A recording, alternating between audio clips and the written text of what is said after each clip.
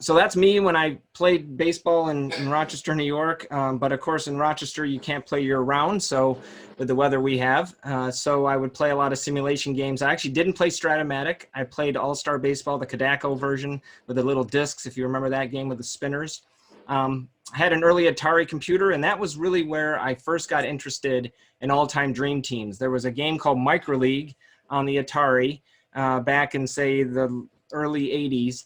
And if you just got Micro League itself, you could play the 75 Reds against the 80 Astros, as you see there in the top screenshot. Look at those graphics. Those are outstanding. But you could 61 Yankees, 27 Yankees, and so on.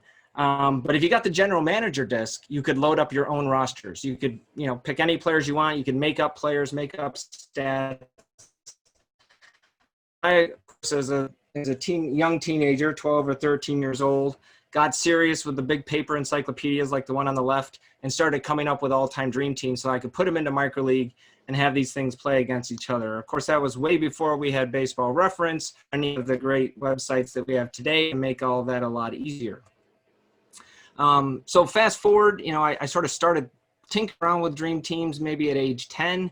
I started writing the book in 1999 when I was about 26. It took me 20 years to write it. It's a big, thick volume. That picture there is accurate. Here it is, 600 plus pages, and I'll go into why it's so long.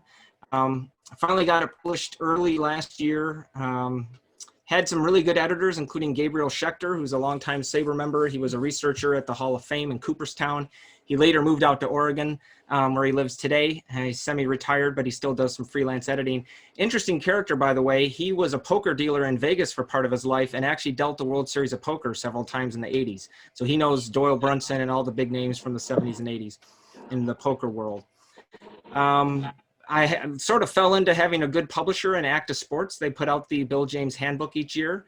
So I get some good publicity out of that. I hired my own publicity agency that specializes in sports, Adam Riffenbarek from Pressbox Publicity. He's done Steve's recent book and Keith Hernandez's autobiography and others from a press standpoint. And of course, the book is available where you'd expect: Amazon, Barnes and Noble, and so on.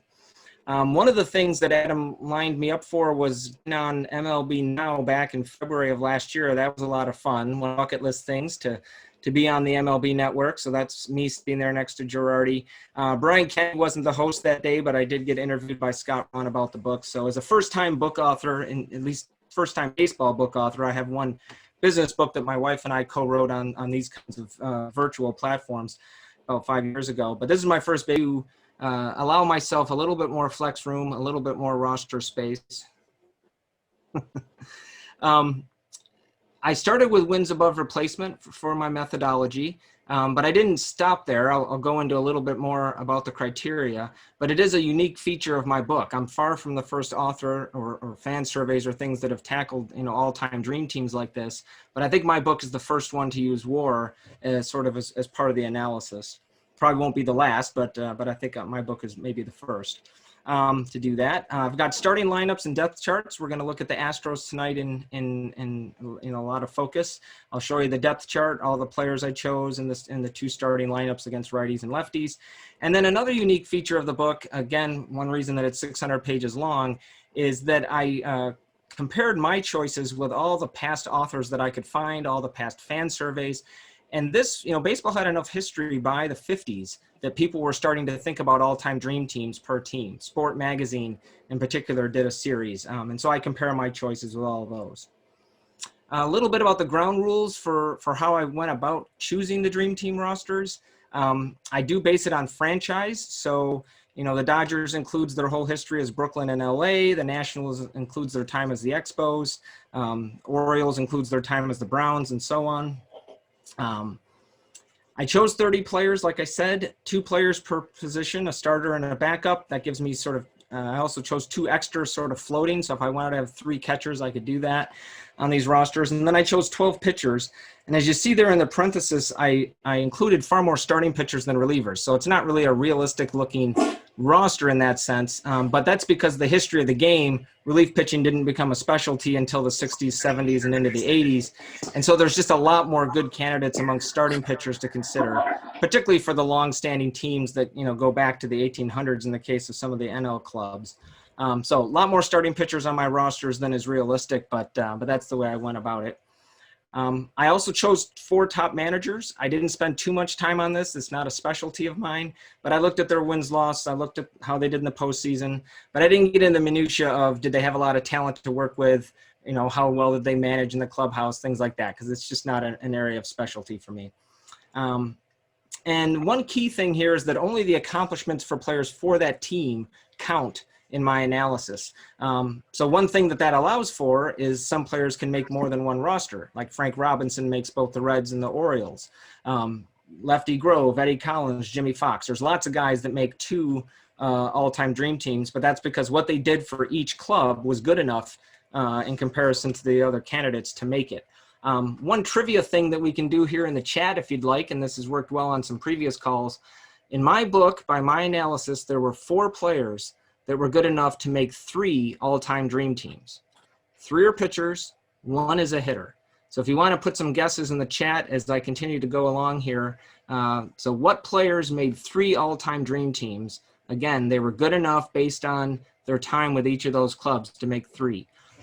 There's lots that make 2, but only 4 guys made 3. So go ahead and add guesses in the chat and I'll come back to it a little later. As I said, my considerations, my methodology here was to start with WAR, wins above replacement. Do you want me to go get you something to eat? I didn't just start, Joe, are you able to mute some folks' lines? Thanks. So I didn't just look at total WAR, though, for the team. I also looked at their top 3 WAR seasons to give me a sense of peak performance. And I also looked at WAR divided by games played. So that gave me a sense of their value sort of on a per game basis. So I sort of used WAR in 3 different ways: total WAR for the team, top 3 seasons, and WAR per game played. But I didn't stop with WAR because WAR isn't everything, of course. I looked at traditional stats, all the stats that everyone on the call is familiar with. I looked at honors and awards. These are often, popularity contests, as we all know, in any given season. They're not always things we agree with, but I figure if one player was an all-star 8 times and someone else was an all-star twice, that probably should count for something. And then I looked at postseason performance because, of course, some players do great in the postseason, others not so much. And WAR doesn't consider the postseason, right? It only covers the regular season. So I looked at all of those things, and this is where, with 30 players per team across 30 teams, that's 900 selections in the book as a whole. No one on this call is going to agree with all 900 of my picks, right? You're going to have lots of disagreements, and you might disagree based on some of these criteria. You may favor peak performance more than total value over time. You may value postseason performance higher than I did. So there's lots of room for subjectivity and flexibility here. As I said, there have been lots of other authors that have done this over the years. I did some research, quite a bit actually, as part of the book project. Here's just a small number of the ones that I compared my choices with in each chapter. Obviously, the expansionary clubs like the Astros have far fewer of these that have been done. I would say people started thinking about all-time Astros probably in the early 80s. There was enough history there to start doing that. It's like people today talking about all-time Marlins or all-time Rockies. There's not a lot of history for those clubs yet. But certainly for the ones that go back to 1901 or into the 1800s, there was plenty of history to go by even as early as the 50s. All right, so any questions on just sort of the overview, my methodology, anything like that? Anyone want to come off mute and ask me anything? Otherwise, we'll dive right into the Astros. All right, let's get into the Astros then. So this was the depth chart after the 2018 season. So this does not include last season. I've updated it for this presentation, and I'll click through those updates in just a second. But this is what I came up with, and we're going to look at this position by position as we walk through this. You'll see some players here, of course, appearing more than once, because like any good depth chart, if you played significant time at multiple positions, then you're on here at each of those positions. So Jose Cruz is listed in both left field and right field. Lance Berkman is all over the place, left field, right field, first base. Bob Watson, left field, first base, and so on. A few others like that. But this, if you ignore the duplicate names, this does add up to a 30-man roster. Astros, of course, have split their time between the NL and AL. For my book, I included a DH spot just for fun, even for the pure NL teams. For the Astros, that's great because you've got a real logjam at second base. You forget the other guys, just Biggio and Altuve alone. What are you going to do there? You could have Biggio play some outfield, but the outfield's loaded too. If you really want to cheat, you could have Biggio catch and get Osmus and Ashby out of an all-time Dream Team lineup. But that felt like cheating a bit to me. So some of the changes that I would make after the 2019 season, not a lot of changes across all 30 clubs, but for the Astros, given how good they've been lately, there would be some changes. So namely, George Springer, I think at this point, deserves to be in right field. So what I'll show you here, if you look at the right field spot in the top right, I had Berkman and Terry Poole. If you include Springer, that means Terry Poole would be dropped off the roster. And then at third base, I think at this point, even though he's only had a few seasons, Alex Bregman deserves a spot. So by having Bregman join the roster as a starter, no less, dropping Rader down as the backup, that means someone like a Morgan Ensberg, or if you preferred Ken Caminiti, would then drop off the roster. And then the last one, I went with Justin Verlander already replacing Mike Hampton as an additional starting pitcher. I mean, it's kind of silly. I've got all these pitchers listed. If you want to have more relievers, then you probably wouldn't include Clemens or Verlander yet because they didn't have a lot of seasons for the Astros, although Verlander's continuing to pitch well. So those were the three changes I would make. I am going to update the book, not this year, but after next season. I contemplated doing it by the end of this year if we'd had a full season, but given what we're stuck with COVID, that's not going to happen. So I'm going to wait and update it after next season. So by then, presumably, Springer, Bregman, Verlander would all be very deserving of being included for sure. Another thing I wanted to compare with real quick, I don't know how many people on the call are familiar with MLB. Before the season got finally started, they were doing some fun dream brackets. They had one bracket that was sort of the all-time best seasons going back, I think, to the 50s. And so like the 61 Yankees against the 98 Yankees against last year's Astros and so on. They had a whole bracket. That was a fun one. But the first one they did was all-time dream teams. And so similar to my 30-man roster, they chose a 26-man roster, and then they used a simulation engine to have all these teams play against each other. Not surprisingly, in the end, it came down to the Yankees representing the American League. And the NL, a little bit of a surprise maybe, was the Reds. A lot of representation from the big Red Machine players, of course. And the Yankees took the championship over the Reds in that simulation. But anyway, looking at the Astros, the players that they chose were mostly the same as mine. But they did include Terry Poole and Moises Alou alongside Springer and Watson in the outfield. They did not include very many infielders. So they didn't have as many second basemen as I had. They didn't bother with Morgan or Duran. They didn't have any backups at shortstop or third base at all. So they didn't have Thon, and they didn't have Rader. They didn't have Ensberg, Caminiti, none of those guys.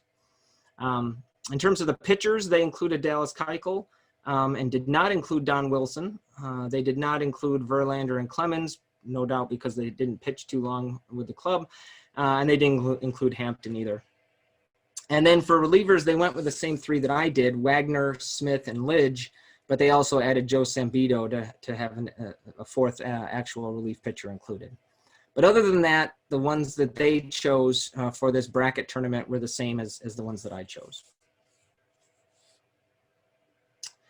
Looking over at the chat, I see some guesses on my question of guys that made 3 all-time dream teams. And Cindy, you've got 3 of them right. Nolan Ryan makes 3. Roger Clemens, since he's here on the Astros and also the Blue Jays, in addition to the Red Sox, makes 3. And the hitter, Alex Rodriguez, absolutely correct. He's the one hitter that made 3, the Rangers, the Mariners, and the Yankees. So there's one left that hasn't been guessed, and I'll give you an added hint. What additional pitcher makes 3 all-time dream teams? And the added hint is that he's a relief pitcher.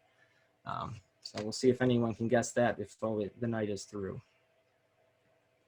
Rollie Fingers, there it is, Maxwell Cates. Good for you. Yeah, celebrate. Good man. He makes 3. Some people would guess like Gaylord Perry and other possibilities, but no, Rollie Fingers was the one. Gary, you're saying you're not seeing the list. When you say the list, say more in the chat about what you mean by the list. Well, you're talking about all these things like we're supposed to be seeing the list. All I see is you in the book. Is that all I'm supposed to see? So you're on an iPad. I'm not sure. You're not seeing the depth chart? No. Is everyone else seeing my slides, I hope? Yes. Okay. Then it may be something with your I'm maybe something with your iPad interface, unfortunately. I'm not sure if there's buttons to click to I don't have an iPad in front of me to test, sorry. Okay. Yep. In terms of the starting lineups that I went with in the book, again, this is before substituting Springer and Bregman and Verlander in. The only change here would really be Bregman in for Rader at third base. You see the lineups I created. There's a little room for jockeying players around, like you can have a platoon in left field between Jose Cruz and Jimmy Wynn. That's sort of a fun thing to contemplate. I went with Berkman in right field. At this point, you might want to get Springer in there against some pitchers. Like I said, Bregman would be in there at third instead of Rader. Big improvement there offensively. And then catching, sort of a natural platoon. Ashby's a switch hitter, but you could give him a rest and allow Osmus to catch as well. So that's what I went with the lineups. Obviously, for an expansion era team, this is a very strong lineup. If you look through the rest of my book and compare, you guys have a lot to be proud of here with the Astros, because this is a pretty loaded lineup. I mean, it doesn't compare with the Yankees or Giants or Red Sox, teams with much longer histories and big boppers. But for an expansion era club, this is very, very strong, gotta say. All right, so just real quick, these are the sort of stat tables that are in the book. Just to explain what the first few columns are. So WAR is their total wins above replacement while they were with the Astros. So obviously Bagwell way, way higher than any other first base candidate here, not surprisingly. W3 is their top 3 WAR seasons. So you can see his peak performance far outshadows Watson or Davis or May as well, not surprisingly. And then W divided by G is WAR per game played. So again, that's sort of his, according to WAR at least, his value on a per game basis. And then the other stats you should be pretty familiar with, at least the next 3. OPS plus is OPS, with a 100 as an average for league average player. So first base, not too interesting to look at really, in the sense of Bagwell is just so strong, so far ahead of every other candidate in your team's relatively short history. Watson and Davis I felt were good enough. Whoop, what just happened? Somebody else has taken over screen sharing. That's Mike Okrosky. How do I get that back?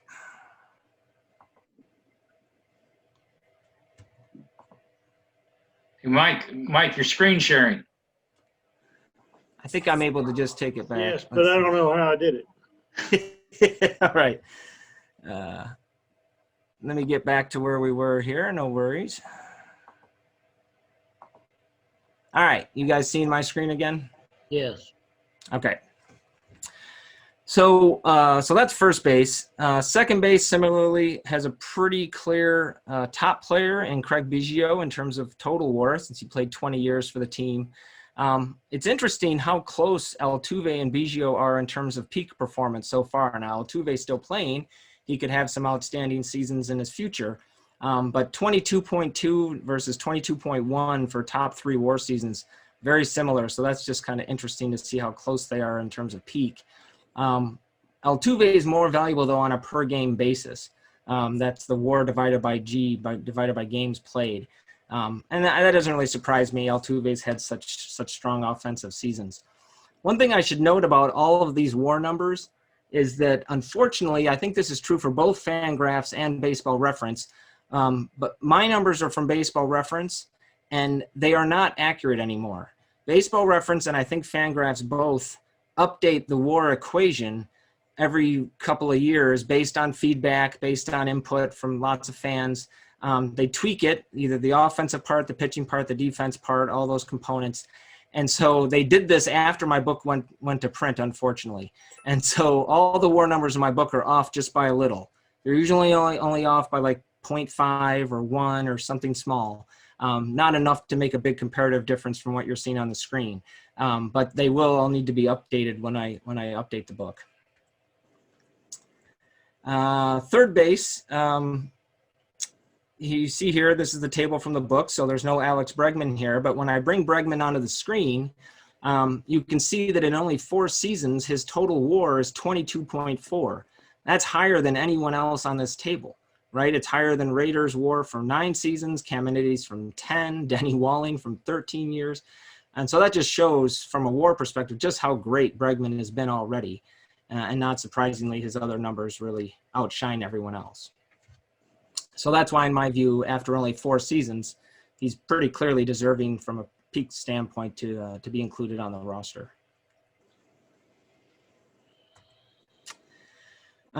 Shortstop, Carlos Correa, sort of similar thing, only 4 seasons. If you add in the 5th one, even more so, he's definitely in the lead here for all the candidates. You see someone like a Craig Reynolds played 11 years, but obviously wasn't an offensive power force by any stretch. I remember collecting his baseball cards in the 70s and 80s and always looking at the back going, wow, Craig Reynolds, still on the club, okay. Catcher, not a strong position for the Astros. Castro, Ashby, and then others, some of whom were better hitters, frankly, than they were catchers, of course.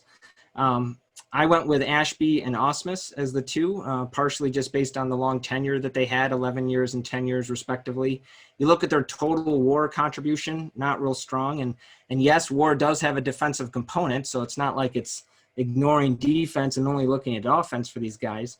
Some people argue that the defense isn't counted enough. Others think it's fine in the WAR calculations, and I'm not here to defend WAR or anything like that.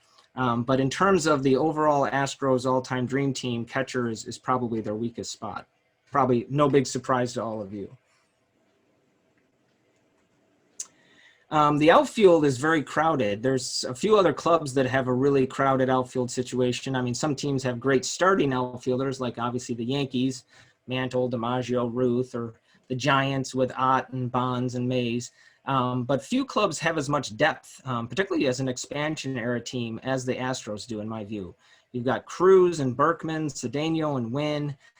Poole, was a good steady player, but now with Springer as a legit right fielder, just a lot of quality bats coming out of your outfield here to try and fit into those lineups that I showed earlier. You see here, none of them have the career WAR numbers that, say, Bagwell and Biggio did, because they didn't play quite as long. But some really strong peak numbers, really strong, home run and stolen base totals for some of these guys, strong OPS numbers. So really good representation for this team. The Phillies are another club that come to mind that have just a lot of depth of great outfielders. Not necessarily all of them Hall of Famers, similarly here, right? Cruz, Cedeno, Wynn. They're not in the Hall of Fame, but they were very, very good outfielders for the Astros for a long period of time. What is the W3 column? Yeah, that's their top 3 WAR seasons. So that's a way to measure their peak value. So the highest here is Cedeno, edging out Jim Wynn, edging out Lance Berkman. Top 3 WAR seasons. Springer's is a little higher. I've got his numbers there, if you can see it at the bottom of the screen. When you add in his most recent season, then that bumps his total WAR up to 25.4, which is interesting because that means he's only 3 WAR below Terry Poole, even though he's played less than half as many seasons. So it's just an interesting way to compare, players over time and judge their relative value. You can roll over here, you can see it. For starting pitchers, like all the other positions, I looked at a lot of guys beyond the ones that I ended up choosing for the roster. You can see here, again, W3 is their top 3 WAR seasons. So it's interesting to see how strong Oswalt was, even compared to Scott and Ryan and Richard, even higher than Clemens, his top three. When I add Verlander to the list, he comes in pretty strong as well, even though he came over late in that one season to join the club. Once he gets more full seasons, these numbers will only increase. And I included Garrett Cole on here just to show what his numbers look like after only 2 seasons. I know losing him is no doubt a sore subject, but lots of great pitching candidates here. Again, a sort of relative strength, I think, of this expansion era team compared to some of the others. The Mets are very strong at pitching for an expansion era club, but then some other teams, peer teams that are expansion era, don't have nearly as many good pitchers as the Astros do.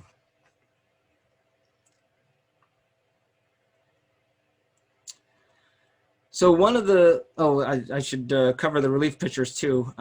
So relief pitching, I went with Wagner, Smith, and Lidge as the 3.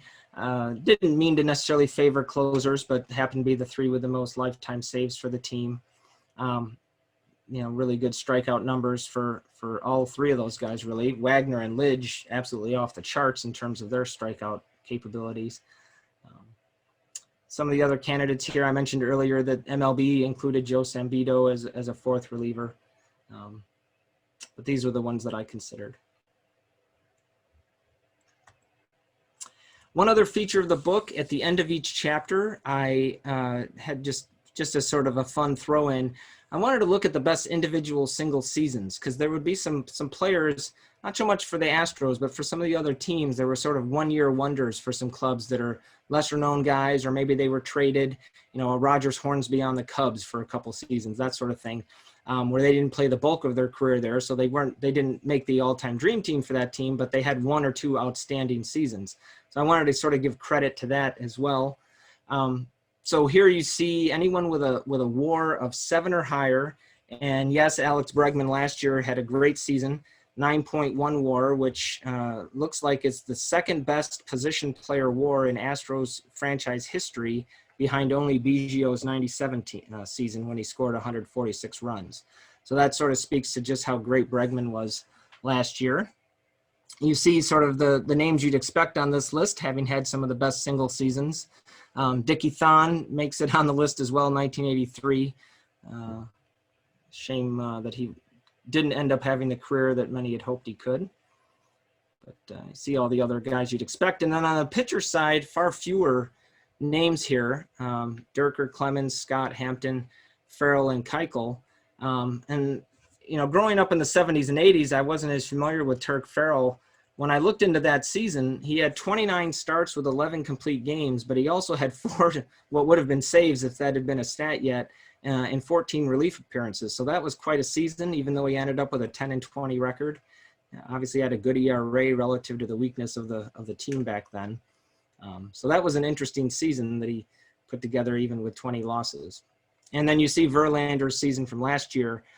Cole's season was very strong, obviously, as well. He didn't have a WAR of 7 or higher, though. I think it was just under, might have been 6.8 or something. So Verlander's, according to WAR, was stronger. I'm going to escape out of this just for a second so I can bring up the chat, because I think that there have been some chats that I've probably missed. Oh, happy birthday wishes to Larry.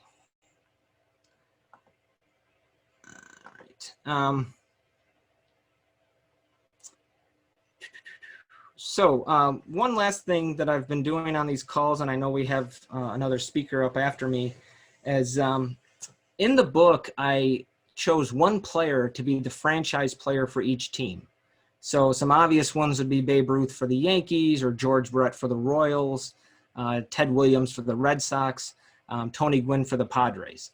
For some other teams, it's not nearly as obvious. Like the Dodgers, for example, you've got Sandy Koufax, Clayton Kershaw, Jackie Robinson, Pee Wee Reese, Duke Snider, lots of candidates. I ended up going with Jackie Robinson, but these are the 30 franchise players in the book. So there's 1 per team. So what that means is that if you see Babe Ruth there in the lower left, he's the silhouette there in the lower left batting. That means Lou Gehrig, Derek Jeter, Mickey Mantle, none of those Yankees are anywhere seen here. because there's only one Yankee player represented here. So as a fun thing to do on the previous calls, we've tried to guess who some of these other silhouettes are. So anyone want to come off mute and try and guess who some of these are? You can also do it in the chat so that we don't have too many people coming off Top mute at right, once. Ted Williams. Top right is Yeah. Ted Williams. Yep. Is that Nolan Ryan next to Ted Williams? Nolan. That's Hank Aaron. That's Hank No, Aaron no, no. batting. To the right, the guy pitching on the top row, third one in from the left. No, that's not Nolan Ryan. No, but it was his teammate on the '69 Mets. Yeah. Oh, is that Seaver? Tom Seaver. Yeah, he Tom Seaver. literally nicknamed the franchise in his case. Next to Stan Musial on the left. So we got Johnny Bench there? Yep. Johnny Bench in the third row, catching. That's right. Why don't we Top row is Randy Johnson. Randy Johnson with the long legs. That's Yeah. right. Why don't we to keep this sane so that not everyone's talking over each other? Let's just look at the first row alone. Let's start there. First row. We've already named off Ted Williams, Hank Aaron, Tom Seaver, and Randy Johnson. Is that Ricky Henderson? Ricky Fifth Henderson running for the A's. That's right. Stan Musial. Stan Musial, second from the left for the Cardinals. Yep. Pete Rose, No, Pete top is right, top No. middle. no, that not looks like Pete. Pete. It could have been, yeah, similar batting. Is that Randy Johnson. Yeah, Randy Johnson with the long legs. is that Craig Biggio, third from the right? It is not. It's like Pudge. Good guess though. Pudge Rodriguez for the Rangers. That's right. Wow. Oh, so that could be Craig Biggio on the far left. Could be too, but it's not.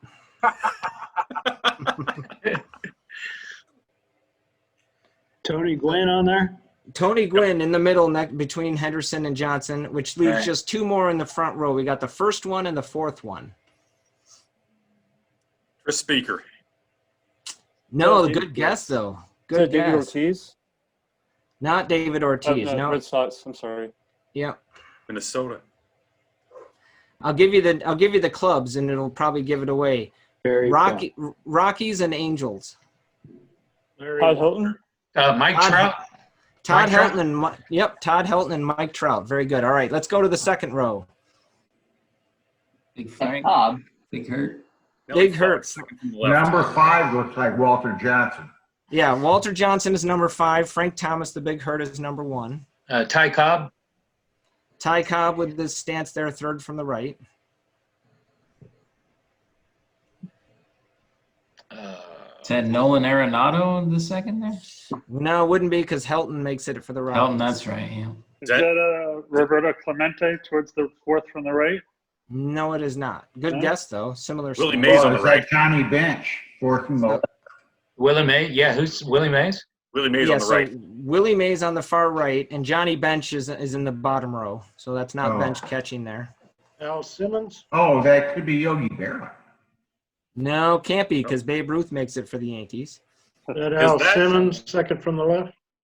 No, not Al Simmons.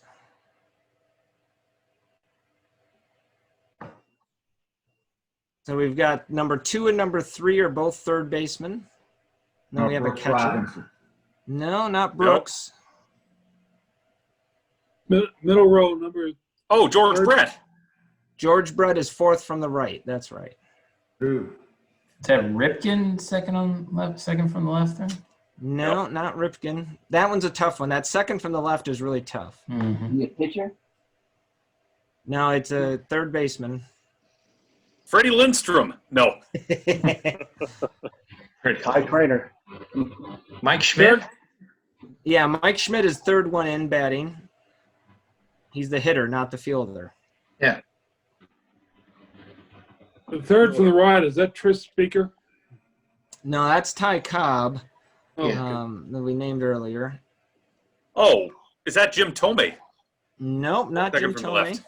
Nope. That's a good guess. All right, I'm going to give you teams for the second one and the fourth one. Rays and Expos. Gary Carter.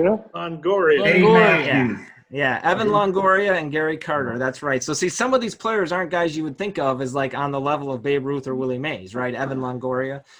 No offense to Evan Longoria, but I mean, come on. So Longoria, Carter, Johnson. Okay, who's in the middle there between Walter Johnson and George Brett? Griffey. Ken Griffey Jr. Ken Griffey Jr., Sweet Swing. That's right. And then I mentioned him earlier. Second from the right is the last one we have to guess. Jackie Robinson. That's right. All right. Last row. We'll wrap this up. We got Babe Ruth on the bottom left. Juan Marichal. No, you've got the leg kick, but it's not Marichal. Bob Feller. Bob Feller. That's right. You guys ran through all the high leg kicks. Bob Feller for the Indians. Ripken.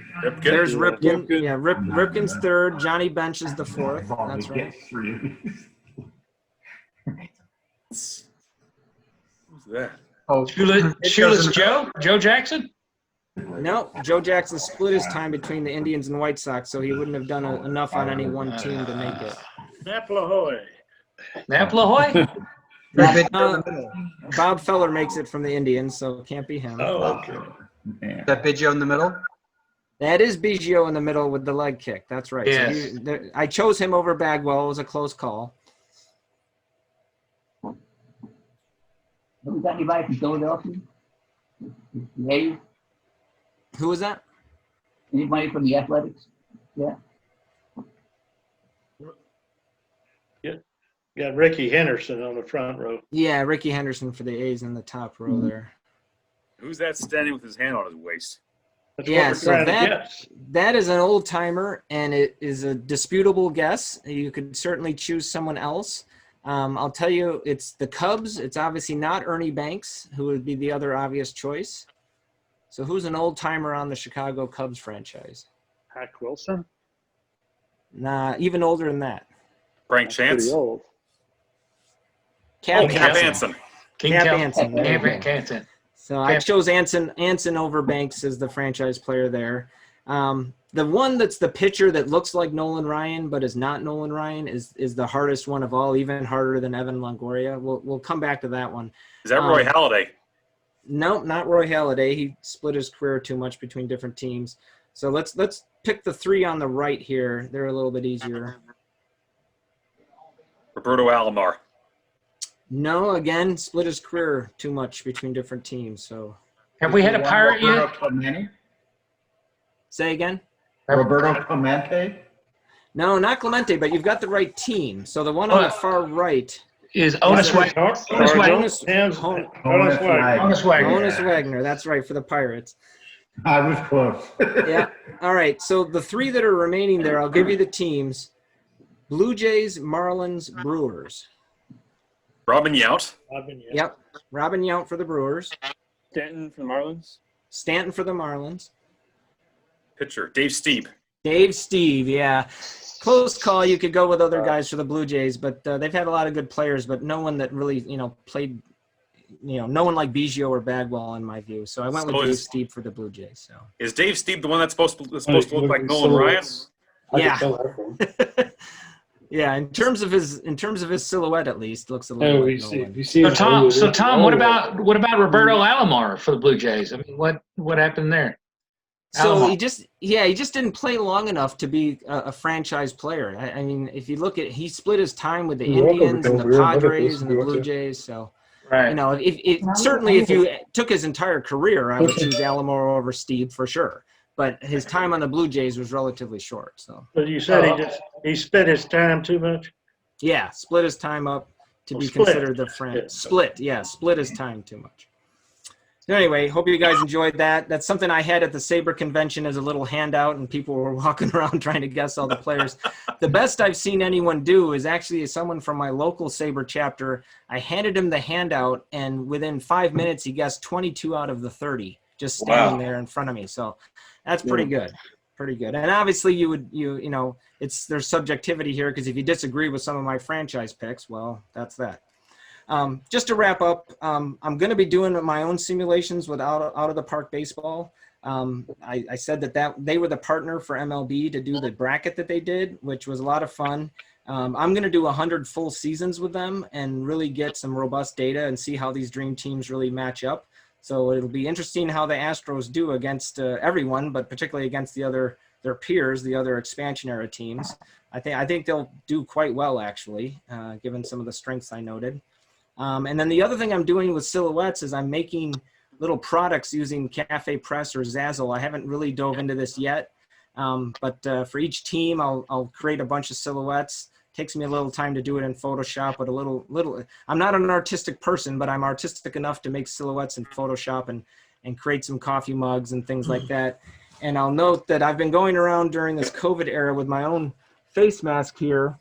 If you see the players, I've got five players on there, and I'll tell you who they are: Babe Ruth, Walter Johnson, Christy Mathewson, Ty Cobb, and Honus Wagner. Can anyone know what those 5 have in common? 1936. Yeah, the first class in the Hall of Fame. And so I chose this as a mask because I wanted to have a first class mask. So there's my little first class mask during COVID. So thanks everyone. Hope you enjoyed walking through the Astros Dream Team here. Appreciate it. And I guess I'll turn things over to the next speaker. Yes, question. Great job. Any question? Everybody have any questions they want to I ask? do. On that war, you had one guy at 46, and then the war 3 was 21. So did you add all these years together?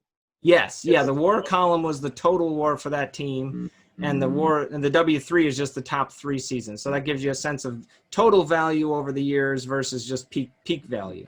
And then since we have Tal down here on the conversation, I thought he would like to give his assessment of the top 30 for the Astros. You're muted, Don't Tal. put him on the spot.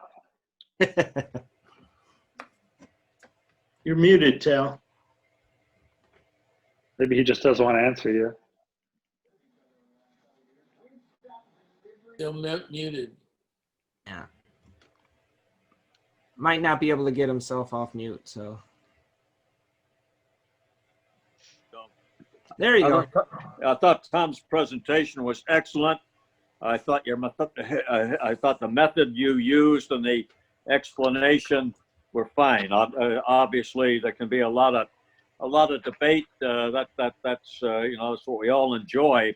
But I think it's hard to disagree with any of your conclusions. I thought it was exceedingly well done. The only player that I noted that might have merited at least an honorable mention would have been Bob Aspermani, just due to his service in the early years for the Colt 45s and so on. But I thought the way you went about this with war and the best 3 years and so on, I thought it was exceptionally well done. Hard to disagree with. Fun to discuss. Excellent job. Thank you. Well, thank you. Thank you very much. Wow, appreciate it.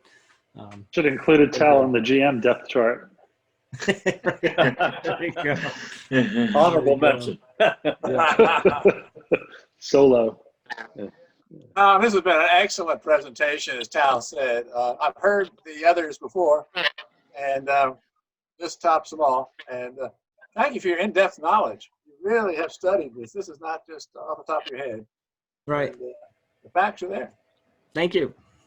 Appreciate it. Now, I'll add one thing.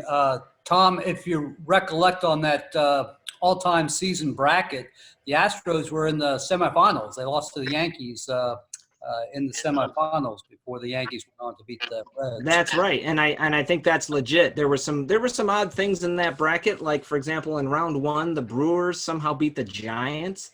Anything can happen in a 7-game series, but I wouldn't say that with regard to the Astros making it that far. As I've been sort of hinting, I think when I run my 100 full seasons, the Astros are going to do very well, particularly against their peers of expansion-era teams, but even against some of the all-time teams from the original 16, they're gonna do well. Hey Tom, I grew up on Long Island, and I went to SUNY Delhi. Were you grew up a Yankee fan or a Met fan? So I'm up in Rochester, New York. So I'm a good 6 hours away from the city. I'm more of a Pirates fan, if anything, because I fell in love with baseball when I was 6 years old, and that was 1979. So I just sort of was a bandwagon guy at that point. So who is your all-time favorite Pirate? Willie Stargell. Yeah. Hey, Tom, I grew up in Waterloo, New York. Yeah, only about an hour away from where I'm at. Yeah. Good to see you again, Fred. Fred and I spent a lot of time together at the convention last year. Yeah, it was fun. One thing, a guy I played Little League baseball with in Waterloo, New York in 1959 became a football coach at Rochester Institute of Technology. Yep. His name was Tom Coughlin. He went on to. That was his first coaching job in Rochester. Interesting. I did not know that. That's an interesting trivia. Yeah. Tom, I have a question for you, also Rochester related. You would have, if you were 6 years old in 1979, you would have been growing up when the Rochester Red Wings played in a stadium called Silver Stadium. That's now, right. I went to a game there. I saw the Rochester Red Wings play the Columbus Clippers there. What did you think of that ballpark? How did you like it? It was all right. It definitely became dated, and I'm glad that they took it down and switched over to Frontier Field, which they did when they were still the Orioles affiliate. We're now the Twins affiliate at this point. But we had a lot of great players, from Don Baylor and Bobby Grich in the 70s, later on Cal Ripken. And the Red Wings in around that time in the early 80s, when both Ripken was on the Orioles and when Boggs was on the Pawtucket team, they have the distinction of playing the longest game ever, 36 innings, I think it was. And insane. I mean, that's like four equivalent 9-inning games as one game, right? Insanity. As a side note, Tom, I was a broadcaster in San Angelo, and Doc Edwards was the manager there who managed that game. So he talked about that all the time. Yeah. Nice. But yeah, I've got fond memories from my childhood of Silver Stadium for sure. You think the Blue Jays will stay in Buffalo? I know Western New Yorkers would love it. I don't think Toronto folks would love that. Okay, everybody. Thank you so much one more time, Tom. And thank you. Appreciate it. Appreciate it very much. Okay, Chris Gross is our next honored guest. And Chris, we have no special agenda. We would just like you to talk about your background a little bit. And then I'm sure we have a number of questions we'd like to ask about amateur baseball right now and where some of your minor leaguers are. So if you would take over, we'd appreciate it. Thanks for having me on. Great job, Tom. Appreciate you going through that. That was great. So yeah, just a little bit about my background. Grew up in the Midwest, Kansas City. Big Royals and Chiefs fan growing up. Spent a lot of good times at Kauffman Stadium out there. One of the underrated venues, I think, in Major League Baseball. But from there, I went to University of New Mexico. I was a pitcher down there. Every park in our conference was a mile above sea level. We had a lot of 20 to 14 ball games. You learned how to take your lumps out there. I was fortunate enough to get a free agent contract with the Cubs. I spent 3 years playing minor league baseball. Learned a lot during that time. A lot about what kind of makeup makes it and what kind of savvy you need to navigate your way through 6 levels of the minor leagues to become a professional baseball player on TV. So from there, I only lasted 3 years, like I said. I played independent baseball after that. And then shortly thereafter, took a job as a financial advisor, realized I missed baseball, moved to Chicago, worked at a company called Stats, where we charted a lot of baseball games. I just needed to be around the game of baseball. The great job about Stats up there in Chicago is we had flexibility to go outside and work. And I latched on with the Cardinals as a bird dog in 2006. Worked for a scout named Scott Melvin, who was an old school baseball scout. Wanted you to be on time, taught me a lot of the good basics of scouting to get me going on the right path there. From there, Jeff Luna hired me as a full-time scout in 2009 with the Cardinals. And it was a good time to be with the Cardinals. They're on the forefront of integrating stats into the amateur scouting landscape. So we got to see a lot of how, K rates and walks and all that added up and how to make it translate into the Rule 4 draft. With the stats we also had a great scouting staff. I had 2 old school cross-checkers that were just baseball guys through and through.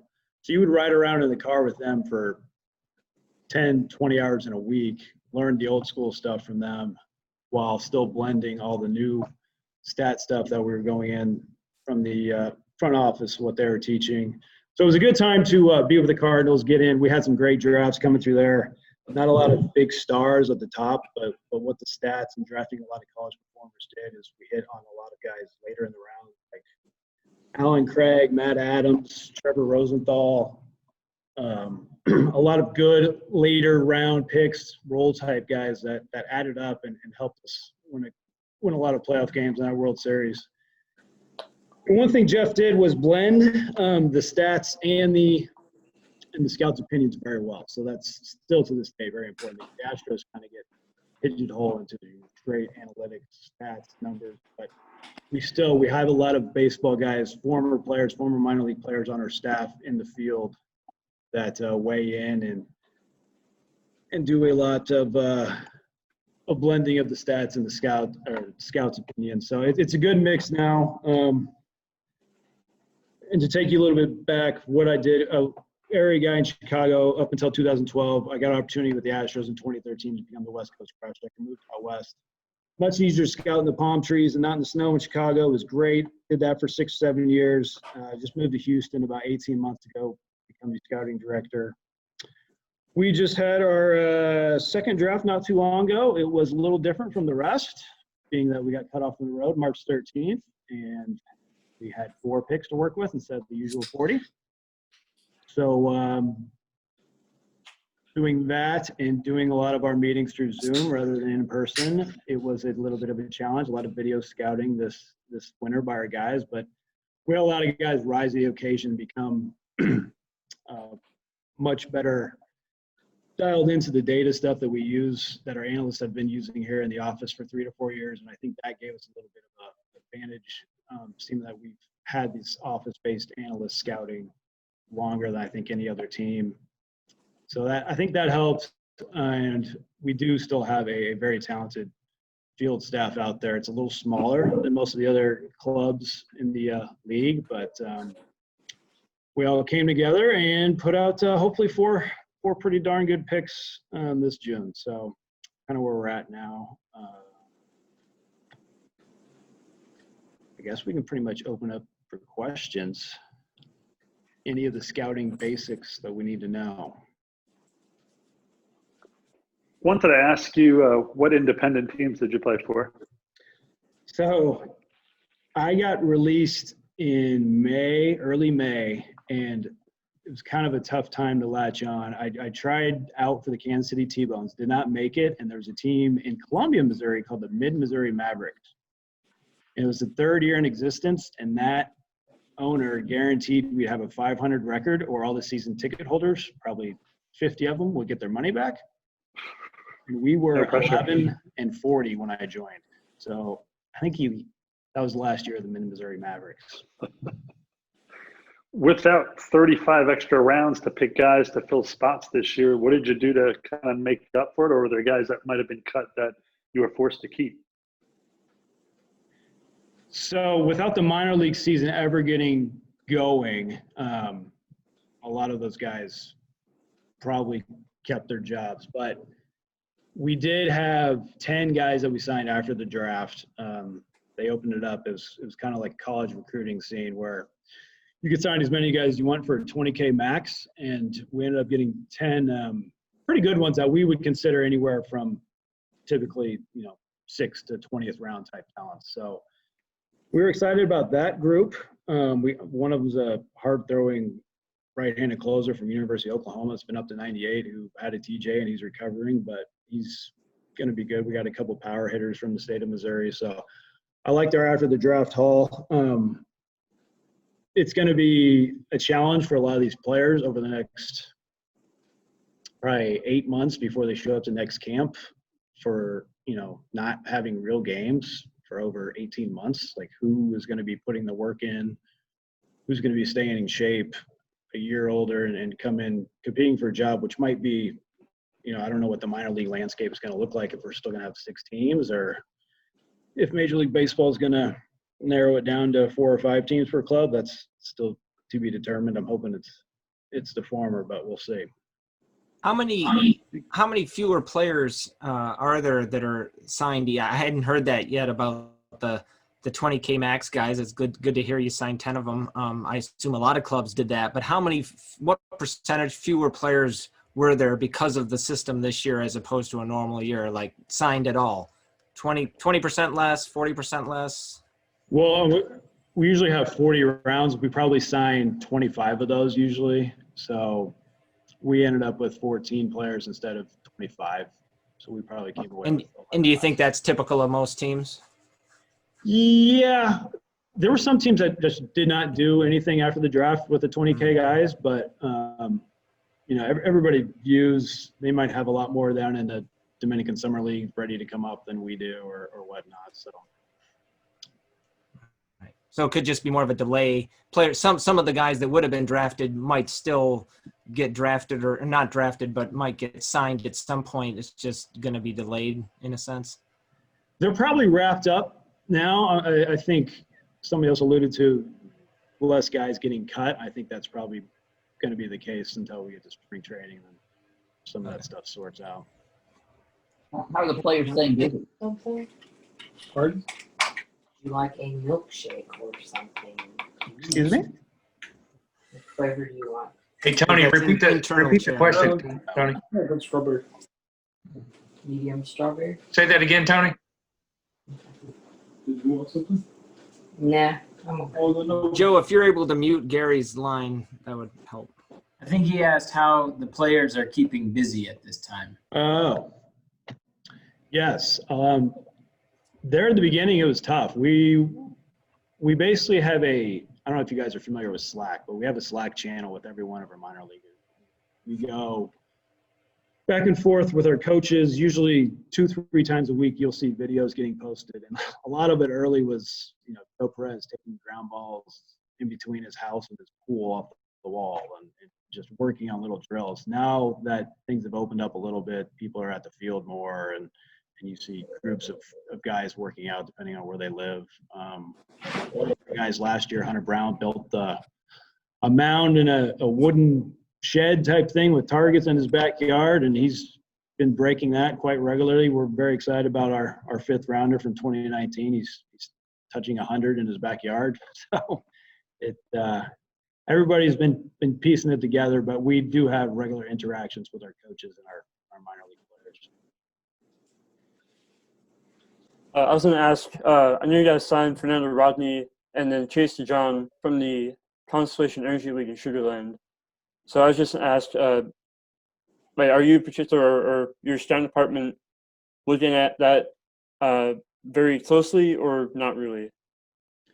Yes, that's more of the pro scouting department, but we have people here in Houston and fortunate to have this league right here with the 4 teams and a lot of ex-quality big leaguers around. But with the rash of pitchers getting hurt this early in this year, we've been looking for depth and to have those guys right there and get them into our alternate site very quickly and seeing what they can do. We're pretty fortunate to have them right there. Hopefully Chase and Fernando can get up here and help us out. What round was our first pick this year? And we only had 4. Could you kind of go over the 4? Yes. We picked. So with the fallout from what happened with the trash can scandal, we lost our first 2 round picks. Now we did get a compensation pick for Garrett Cole leaving, which was at the very, very end of the 2nd round, which was pick 72. So with that pick, we took Alex Santos, who's a high school right-handed pitcher from Bronx, New York, just by coincidence. But he really wowed us over the summer circuit. He was 90-95 with a really, really good slider. He's a big kid. You see a lot of projection in Alex. His dad runs a facility up there in the Bronx, so he's around baseball all the time. So he was our first pick. Second pick was a right-handed pitcher named Tyler Brown out of Vanderbilt University. He's been their closer the last couple of years. He made a couple starts as a freshman, but he's a guy with 4 pitches that as a closer in Vanderbilt was pretty much limited to 2 of them most of the time. But he's big. He does it easy on the mound. We think he's got 4 pretty good pitches. He's up to 97. We think we can make him a starter and see how that goes. And then our 4th pick, we shot for some upside. We got a guy named Zach Daniels at the University of Tennessee, center fielder, big physical guy. He struggled his first 2 years at college, but showed good signs this spring. He was hitting well over 300 with some homers And we thought he turned the corner and thought he really bought into a new approach. And we could hit big with that one.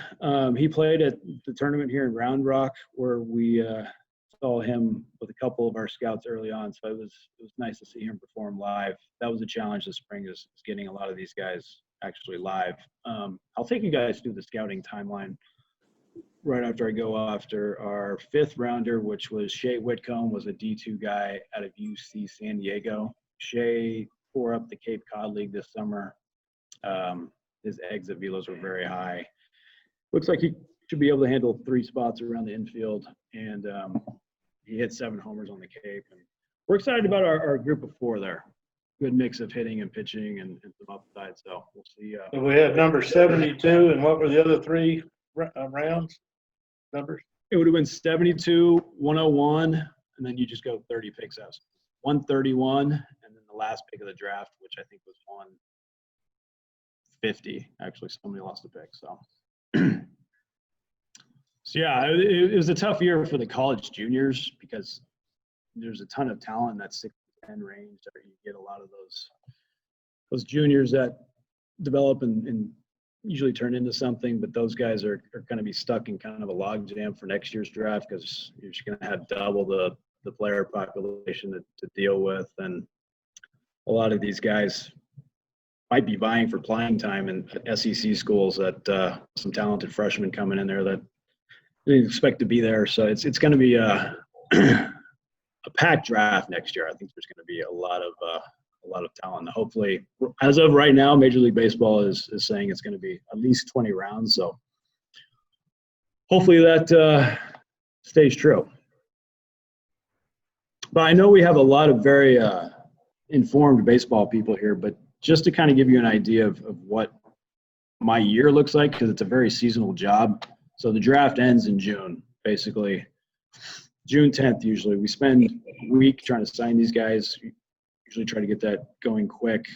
But 2 days after the draft, PG National goes off, which is a huge high school showcase. We have usually 10 scouts there. This year we were limited to 2 or 3 per event. But we hit the high school events all summer, and you're basically canvassing the whole country, trying to formulate a follow list for the spring.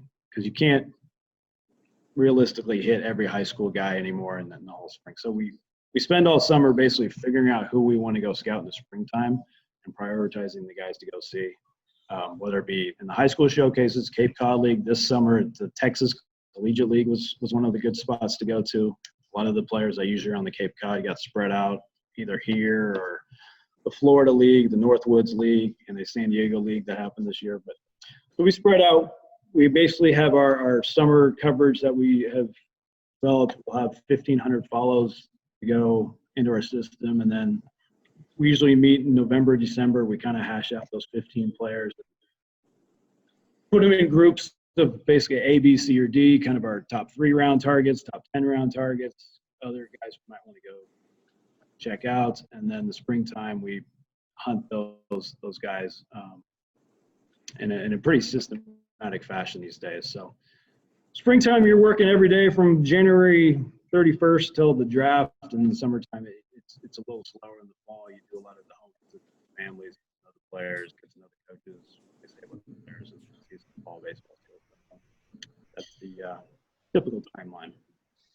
Is it possible anymore to find players that another team might not, like regionally or anything like that? That has been really tough with the internet boom over the last 10 years. It's a good question. Occasionally, I know Blake Trinan back in my days in the upper Midwest. He was a South Dakota State redshirt junior. Got a little bit of ink like late May right before the draft, but most teams didn't know about him. And the Marlins drafted him as a junior. He happened to not sign, fail his physical, and then the A's got him in the 4th round a year later. And by that time, everybody had scouted Blake, and he's turned into a hell of a big league pitcher. But yeah, it's tough to see him fall through the cracks these days. Dubon on the Giants up there in Northern California was kind of a low hidden out guy around the Sacramento area that not a lot of teams knew about. But the internet and the amount of junior college coach kind of connections, it's tough. Hey, Chris. I'm from Kansas City also, and I heard you mentioned Trevor Rosenthal. Why didn't we pursue him when he came out of high school? The Royals. Well, out of high school, he was mainly a shortstop. Yeah. And he also got kicked off his high school team for having a can of dip in his pocket. So he wasn't an easy guy to scout. And then I wasn't with the Royals at the time. I don't really know the whole story, but I was with the Cardinals when we drafted him out of JUCO, and he only pitched 7 innings that spring when he got drafted. But our scout there, Aaron Looper, is a big fan of the Oklahoma JUCO system, and happened to get one of those 7 innings and loved him and signed him for like $50,000 real cheap, and turned out to be pretty good pick. Yeah. Okay. Also, I got an old question for you. Also, how did the Kansas City Royals miss on Albert Pujols? Probably heard it 1,000 times. All right, so that one I can give you an in-depth answer to, because me and Albert are the same age, and I was a high school football player, and Albert played on our little fall baseball team. So I flew to Phoenix, Arizona. There's a tournament out there. I had never really seen him play when I was a senior. And he was a shortstop, and I was playing third base. And his first game, he went 0 for 4 with like 2 Ks. I'm like, what's the big deal here? Kind of a huskier guy, didn't move real well. So in between games, doubleheader that day, in between games, you know, me and some guys are freaking Coke, eating nachos, and he's in the cage for 2 hours, just hitting balls up tee, whack, whack, whack.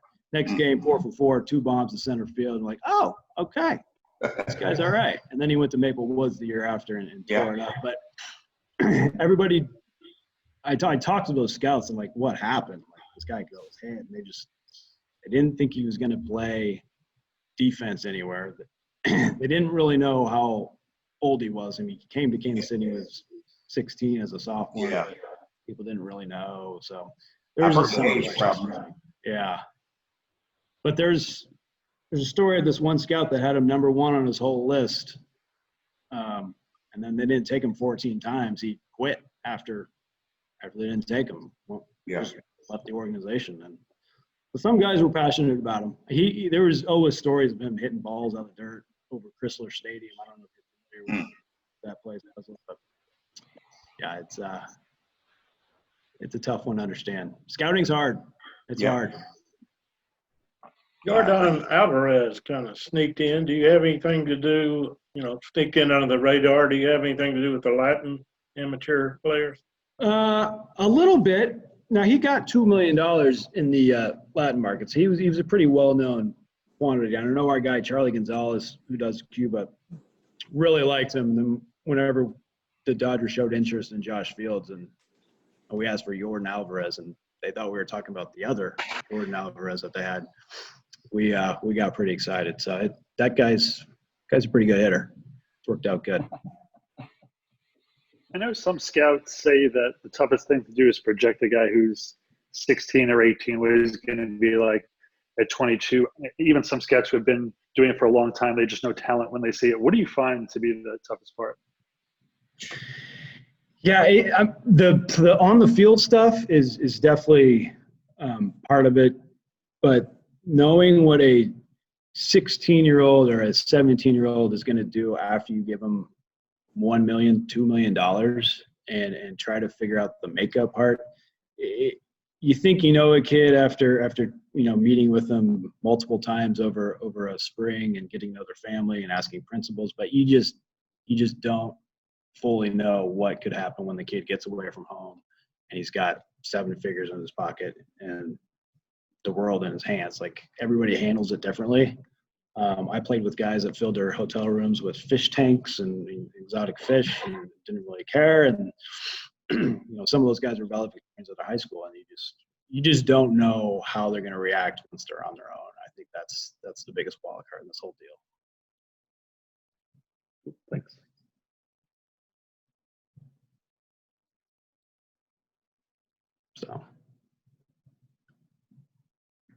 So Brady Aiken was I was the West Coast crush deck, and that was, I don't know if you guys remember just not signing the first pick in the country, but that was a very, I don't know if we really knew the kid, and then when it didn't sign, it was a tough deal for everybody, but it definitely worked out for us being the number 2 pick the following year and ending up with Alex Bregman. So that was a wild scenario there, but Alex is nice to have third base for sure. Chris, I might have missed this earlier, but how many scouts do you have, pro scouts and amateur scouts right now for the Astros? So amateur, we have about 15, and pro about 5. The pro guys are all office guys still. Now, before COVID hit, we're looking to beef that number back up. James Click is big into having people out in the field, which was exciting to hear. So, what about advanced scouts, advanced pro scouts? We have a group of 4 that handle all of that stuff.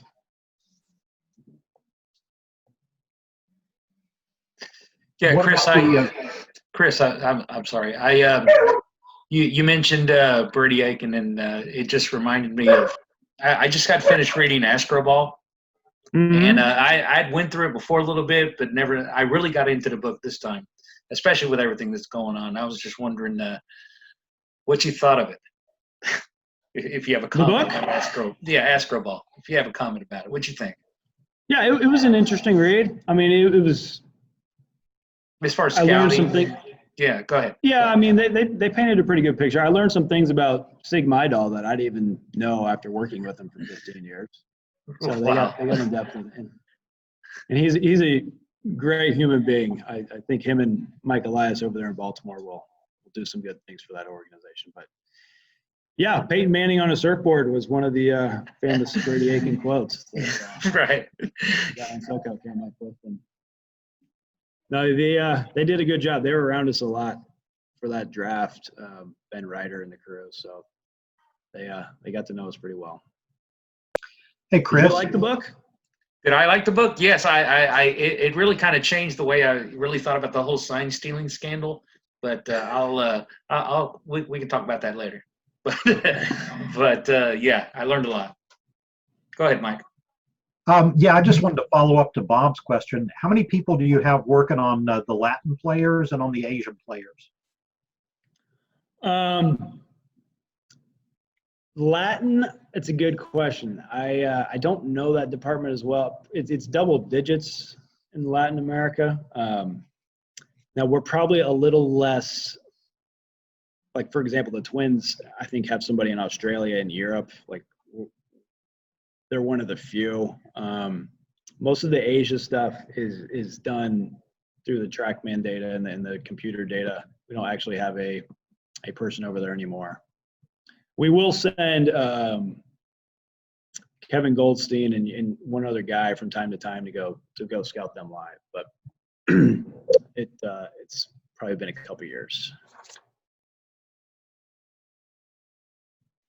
I wanted to comment on that Astroball book because when I read it, what impressed me was you'd have 5 or 10 guys that you were considering for the number 1 pick before you got one.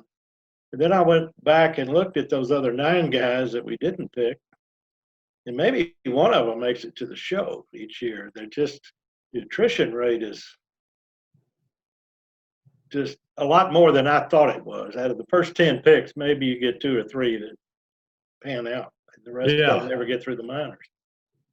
No, it's tough. I mean, it was a blessing to have the first picking high those years, but it was also painful to watch our big league team during that time. And now that we're picking, 32 usually at the end of the draft, I love our big league success, but trying to narrow it down and figure out who we're going to get, it's a little bit more of a challenge. And then the percentage of those guys hitting goes down a little bit, but you need to come up with 2 or 3 big leaguers every draft, or if you come away with 0, I mean, over time you've seen you can derail a franchise for years to come. That's why this 4 or 5 round draft, 4 players that we got, we really need 1 or 2 to pan out and get up there and make an impact.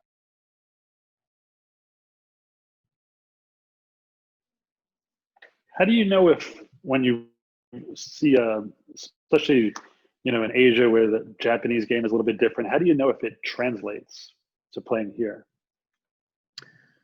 Yeah, I mean, I think that question's been before TrackMan and all this pitch stuff came out, is probably a lot tougher. But now that we can calibrate their spin and their stuff to see where it fits in the major league landscape, I think the hit rate on those guys has been pretty strong. Which even before, I mean, those big name guys like Nomo and the crew, a lot of those panned out anyway. But there were a few, Arabu, and that you just didn't know what happened or what went wrong. But how do you gauge the competition that they're playing, whether they're playing in Cuba or Japan or the Dominican or Korea? Yeah, I think maybe he's dominating there, but doesn't mean he will here. Exactly, and that's where if you can kind of look in deep to their pitch characteristics and see how that certain pitch would translate to somebody's in the big leagues. But I believe they compare the Japanese league to like a strong AAA, and the Korean league probably a hair under that. So that's what I mean, because it wouldn't be technically Major League Baseball. Yeah, I mean it's still a little bit of a leap of faith that the guy's gonna pan out and be the guy that you expect him to do. But like I said, the hitters, how hard they're hitting it. If Kaz Matsui's only hitting it 97 miles an hour on a consistent basis, and you're not, he's not going to get into any power and what kind of player he's going to be. Like those kind of metrics, I think, ease that burden a little bit. But you still, like I said, have a little bit of risk involved just because of that level of competition. You're right. Is scouting or the lack of scouting the reason clubs like the Pirates in Baltimore have been in the depth for so long? Well, I mean, part of that, they scouted and they got Garrett Cole right, I think, therefore. I mean, there's just so many things that go into it with the development part and getting these guys to perform at what they can do. I mean, what Strami did with Garrett Cole here was amazing to see and watch, and he's made him Garrett earned it a lot himself too, but he's a good player. So, as a fan of the Pirates, I can say that they were good at, I think, scouting and to some extent pitcher development maybe 8 or 9 years ago, but that things went off the rail, and you can just look at Tyler Glasnow, Austin Meadows, and Garrett Cole to see 3 very prominent young players that only hit, the big time when they left the Pirates organization. And I think, we're seeing that. I'm not an expert on the Pirates. I'm not like a beat reporter for them or something, but most fans were getting pretty frustrated there with them the last couple of years. And now this year, they're clearly going to be in rebuild mode because they got the worst record. And even though it's a weird season, they've got the worst record so far and just not a lot of talent left right now. From an amateur scouting perspective, the Pirates have I think, done pretty well out there. I mean, Taillon's got hurt a few times. That's been unfortunate, but they scout and pick a lot of pitchers that have, like Keller or from Iowa, that's looking like a beast. Like they hit on a lot of arms. They definitely have a philosophy that they stick to. Big guys with clean arm actions, and it's panned out pretty well from an arm perspective. Just keeping them healthy is another thing, but yeah. Chris, how are the Astros doing? Anybody see? How many you been watching? Nothing. Second inning. All right. Hey, Chris, you just touched on something, that the Pirates have a type of pitcher. When you go in and you're going down your list and getting set for the draft, how much does that figure in that you know who's coming up ahead and you know the kind of players that they are drawn to? Yeah. So this year, we had a 30-person mock draft, and I assigned people that might have better knowledge of certain orgs that might have worked there in the past or know somebody there. So we had a 30-round mock draft for people who were supposed to get into the minds of those teams. So if you're the Cleveland Indians picking on the clock, like they hunt the young guys very hard, or the Yankees have been doing catching a lot lately. So we try to do that absolutely, and then as the draft is going on, we try to use our contacts to figure out who might be going off the board, 5 to 10 picks ahead of us, so we have a better idea of who's going to be sitting there when we're up. So, yeah, good question. And we definitely try to utilize that as much as we can. And sometimes teams pull a 180. Like the Texas Rangers were high school arm heavy there for a while, and they had a lot of those guys getting hurt in the last 2 drafts. They've gone 2 college third basemen back to back in 2019, and then basically the same thing this year. So you're seeing teams adjust, and over these last 10 years, you've seen a lot of teams switch from hunting the upside to kind of that Cardinal method in the late 2000s, where we hunted a lot of college performers, and all of a sudden the Yankees started doing it, and then 3 other clubs started doing it, and everybody was kind of eyeing the same player. So there's a lot of, from year to year, adjusting and trying to find where the value's at in each draft. So you always got to constantly evolve and look for new trends and look for new things. But the old scouting eyes, seeing the guys that you think can hit, and having good area guys that get to know the players and believe in certain players, and it goes a long way. They see them more than anybody. Our guy in the Oklahoma, he's crushed the Oklahoma JUCOs, Ramon Laureano, Josh James. I mean, he goes to those games, and he's experienced. He's been doing it for 26 years, and he knows the kind of players he's like, and he's had success doing it. So when you get those guys that consistently provide value for the organization, it's huge.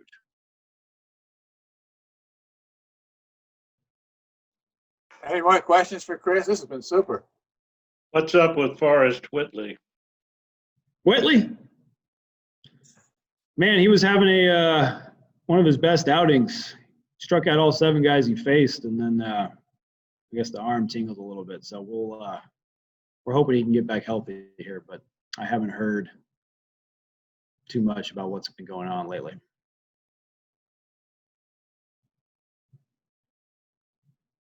And Correa hit a 2-run double in the bottom of the first. Beautiful.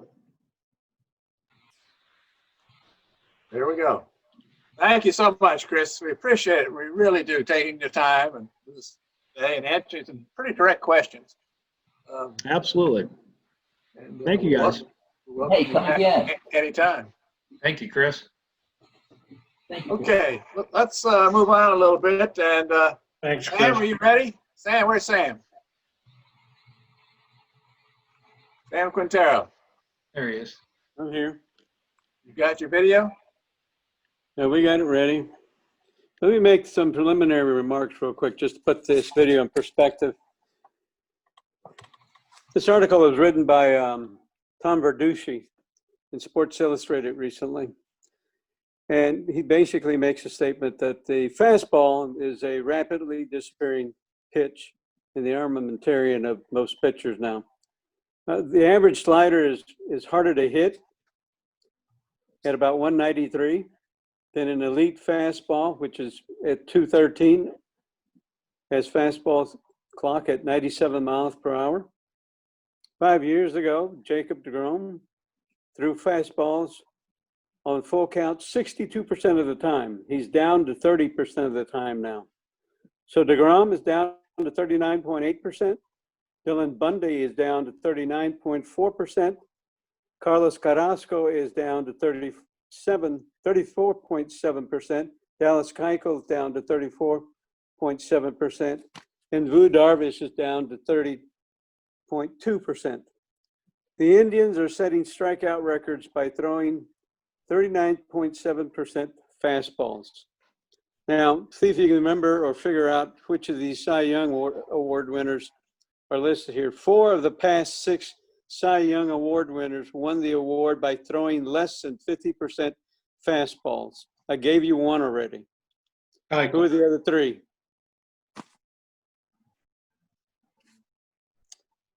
Who'd you give us, DeGrom or Keuchel? Keuchel's not on this list of the past 6. Kluber? Verlander, Corey Kubler, and Max Scherzer. And I had given you DeGrom already. So with that said, we're going to show you a classic video It's just how good the fastball really can be if somebody knows how to throw it. So without any further ado, Joe, would you run the video? Oh, wait a minute. Hold on.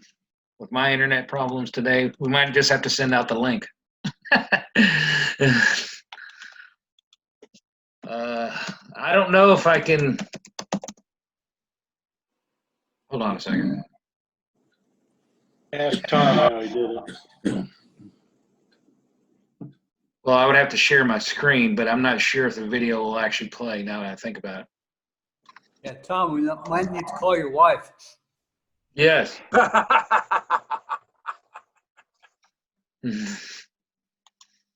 For this one. Because I've tried to do this before in my other classes. Let me see. All right.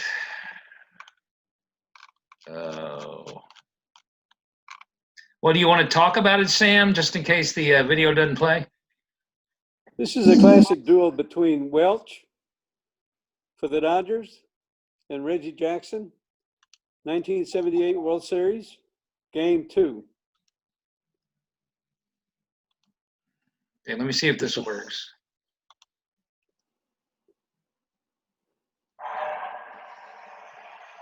There you go.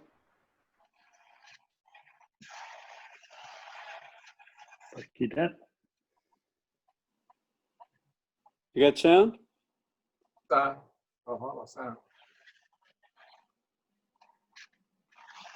I don't know if you can play the sound. All right, that's all right. These are all fastball pitches that Welch is throwing to Reggie Jackson. So he's got strike one on Reggie already. I can hear it, but I don't think anybody else can.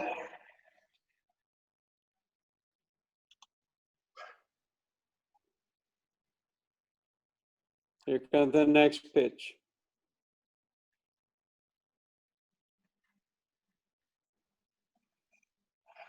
Wake up, Mr. October.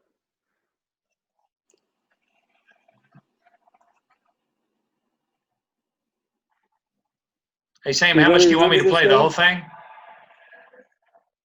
I'm sorry? You want me to play the whole thing, Sam? Yeah, play the whole thing. It's not that long. It's about less than 6 minutes now.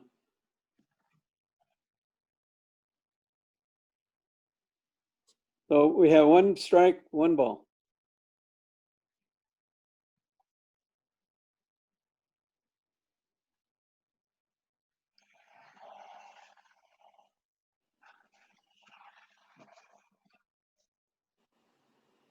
If I remember correctly, this is basically a 7-pitch duel.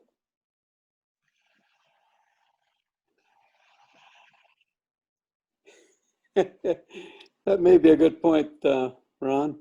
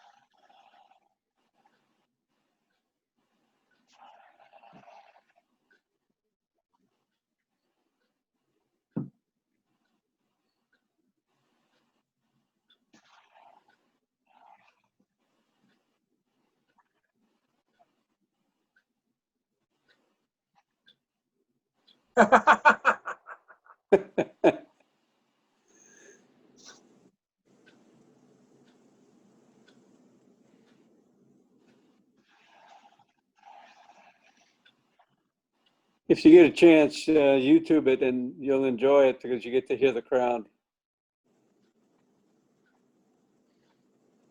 I think he takes him to a full count.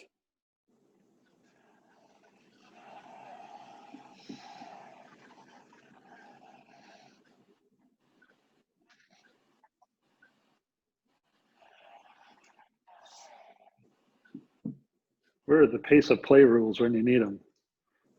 Exactly.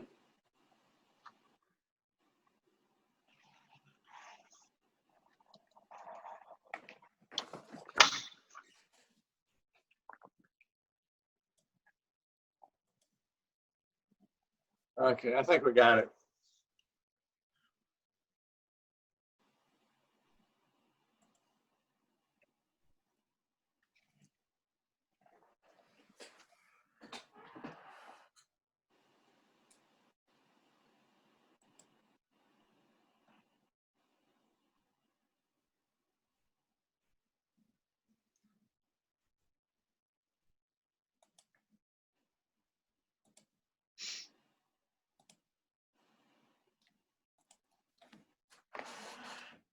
I think he's got a full count now.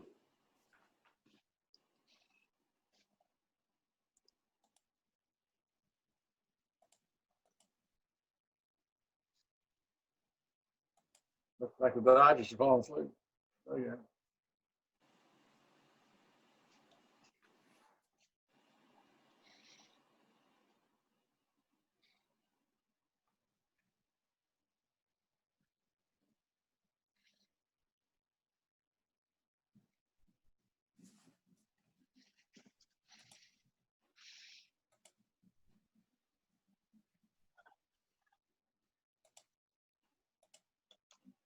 That's the ball game. Thanks, Sam. Yep. Hey, Ira. Ira, can you hear me? Yeah, I can hear you. Can you hear me? Yeah, I can hear you fine. Yeah, you got a couple of comments you want to make? Yeah, I just great to see everybody, even though I can't see everybody. But just wanted to update everybody. Coming here, living here has been great. Being just outside of Atlanta, the town I live in Duluth, it's kind of like Sugarland was when I first got there. It's a up and coming town.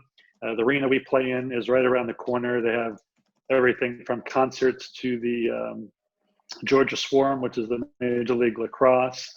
But it's been great. I grew up as a big baseball, obviously, fan, and hockey. I grew up an Islanders fan, and my 16 years broadcasting baseball, I kind of lost track of those years in between of what was really going on in the NHL. Like when this year started, the guys I recognized were the guys like Joe Thornton and those type of guys who were in their 40s, and so actually it was Greg Lucas who said, hey, dive into hockey like you dove into baseball. So I kind of did that initially. Broadcasting hockey, it wasn't the pace that was really difficult for me. It was more of just kind of getting your own rhythm more than anything. I actually called the New York Islanders radio broadcaster, who was the Long Island Ducks broadcaster as well, and he gave me a couple of really great tips that helped out. And the hockey guys, I got to tell you, whatever you think about them, it's probably wrong, because with baseball players, from doing interviews over the years, I think every guy who's played independent to the majors has a little bit of a chip on his shoulder, just they've accomplished things, and a lot of those guys have. But hockey players, I think it's more of that Canadian influence where they're like laid back hippie California surfer guys. They're all super nice. Even the guys who are technically goons are some of the nicest guys in the world. But it's amazing to watch what these guys do. I mean, I can't even skate, let alone, I played street hockey growing up on Long Island, and that's one thing. But to do what they do and do what they do on skates is really amazing. I got some really good feedback at the end of the year on a demo I put together by the Dallas Stars former broadcaster that I got in contact from Eric Nadel, the Rangers Hall of Fame broadcaster, and the Islanders broadcaster, and got some really good reviews. I was surprised how good I got at it quick. The one thing I really miss is the time you have, some of that downtime, because just like I love talking about baseball history, I love hockey history. I mean, it's got a really interesting story, and it's very hard to squeeze in those tidbits. I mean, when I did a game for baseball, I had 5 or 6 bullet points for each batter. I have one for each player, and I usually don't get to half of them because the pace of the game is so quick. But it's really interesting. When I did it's called the EC3HL, the Sugarland Imperials. hockey games, I found it really difficult. It wasn't the most organized thing in the world first, and I was lucky to get a roster at times, but I was so mentally drained when I was done with those hockey games. Here, I do the first intermission. I usually have a guest from the area, everywhere from college football Hall of Famers to, guys who have been in the NHL, and we're also on the Braves station. So I get a lot of those talk show host guys who are, either big time college football guys or, they've been, guys who played with the Falcons, those type of guys. So as far as guests, which I love doing interviews, has been great. The president here has been phenomenal. There's a huge upside. They're looking to buy an AHL team, which is the AAA of hockey. The ECHL, which is the league that I work in, is the AA of hockey. And they're also looking to add another ECHL team inside of Georgia as well. So they may own 3 franchises. So I might be in a really good spot on top of being a broadcaster. I might be, the communications director or director of broadcasting and kind of implement the system and get the radio and TV deals and hire the broadcasters and a lot of other stuff. The president here is a former baseball guy too. He spent 10 years with the Fresno Grizzlies. He's got 2 World Series rings, one from his years with the Giants and one from the Astros, and also a PCL championship. And we get along really well. But it's been really fun. I've really enjoyed it. It's been great to get into hockey again. I mean, I'm still an avid baseball fan, and this time of year is great. I'm peeking back and forth between the Yankees and the NHL playoffs. So I've got 8 to 10 hours of constant sports, and we all know how tough it's been to, kind of be wanting to have a little bit more sports program. We finally have it. So it's been really good. I've really enjoyed it. And like I said, the learning curve was shorter than I thought it was going to be. It's just kind of a matter of, with baseball, I have, probably 5 to 10 things I can say about every ball hit, every strikeout, every ground ball. In hockey, I'm watching these games more as a student than I am as a broadcaster, just picking up, hey, that's a good expression, or that's a good way to describe it. Or, people always ask me, the first question that people always ask me, and I'll be glad to take any questions you guys want, as always. The first thing people always say to me is, how do you keep up with the pace? The trick is actually pretty easy. First of all, you don't have to do this in baseball, even though as fans, we do with our teams, that the names to the numbers. I mean, any Astro fan, you can pull out any number and, from any decade and say who that guy is. With memorizing both teams' numbers, and of course you get to know your team rather well, you don't really have to know exactly where he is on the ice. Now you have to describe it to kind of paint the picture, because what we were doing is we're broadcasting the games on 680 The Fan, which is again the Brave station, but it's laid over ECHL TV. So people hear the radio broadcast on TV as well. So you still have to, I treat it like a radio broadcast, which I think any broadcaster knows who's doing radio and TV. You have to treat the radio apart for the people who aren't watching the game on TV. And it comes down to being the same thing, being descriptive of where guys are on the ice.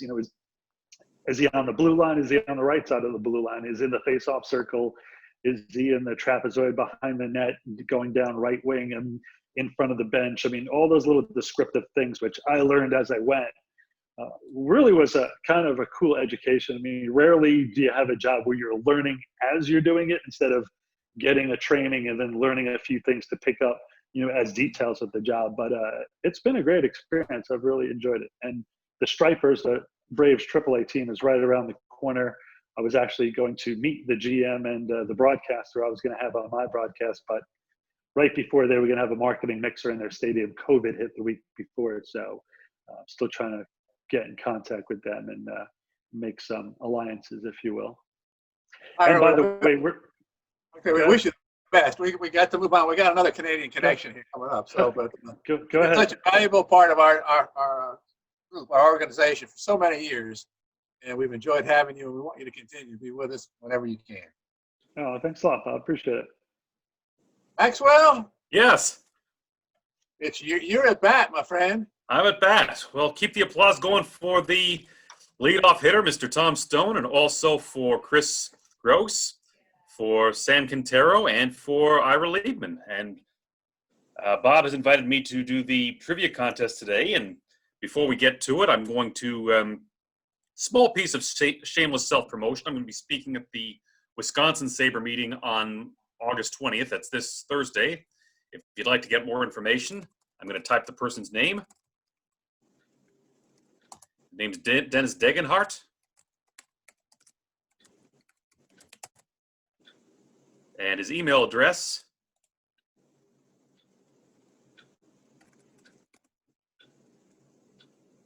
bovine9@icloud.com. So today's trivia contest has a theme, and the theme is the Baseball Hall of Fame. There are a total of 32 points up for grabs. And each question, I'm going to say the question and the number of points. So let's start off with question number 1. 2 points. Which players were inducted into the Baseball Hall of Fame wearing Houston Astros caps? 2 players wearing Houston Astros caps on their plaques. You're writing this down somewhere? Everybody have their scorecards ready, their pens and papers? Each is worth 3 points, you said? 2 points. 2 points, okay. 2 points. It's easy. Just wait. So far. Next question. There is one player, and to the best of my knowledge, only one player, who has been an all-star in every year that he played in the major leagues. And he's in the Hall of Fame. Who is that player? Willie Mays? Write it down. Write it down. Dan Musial. Write it down. I might actually do well with this trivia. You guys keep talking. I don't see Herb Stempel's name in the meeting, so we're not in an isolation booth. Question number 3. Which member of the 500 home run club hit his 500th home run as an Astro?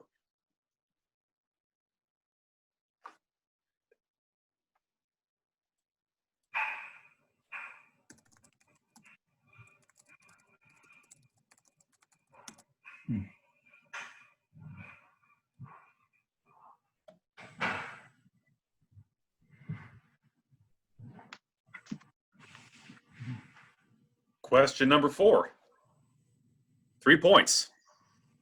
Name all the Hall of Famers who were born in Baltimore, Maryland.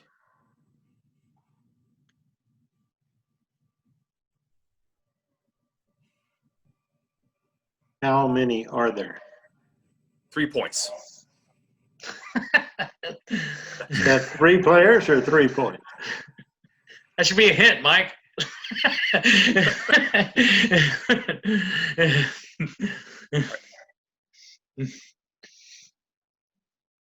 Next question, 1 point.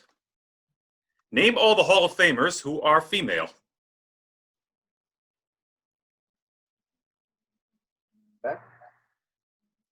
Women in the Hall of Fame. Name them all for 1 point. Next question, 3 points. Which Hall of Famers are Canadian citizens? Now, they're not necessarily born in Canada, but they're Canadian citizens.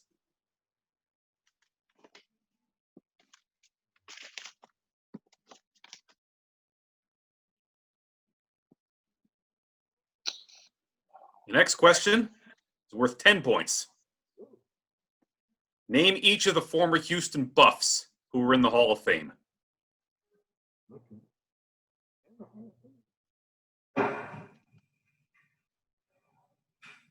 If we need a little bit more time for this one, let me know.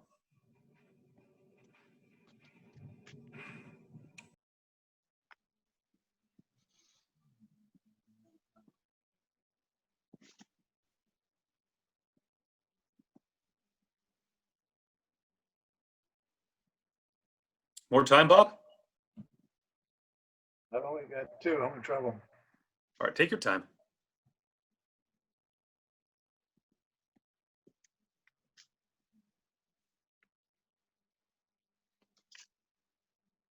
Okay, go ahead.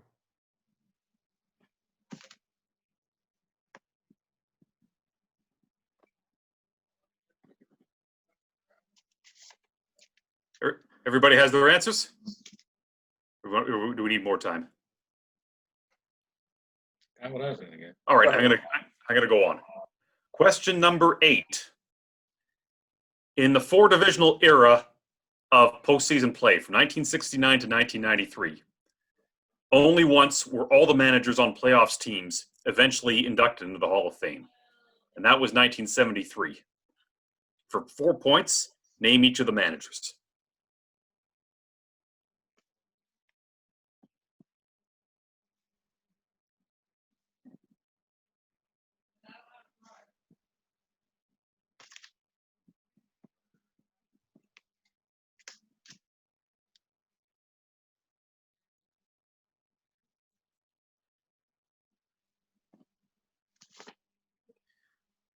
Next question, number 9. More time? More time?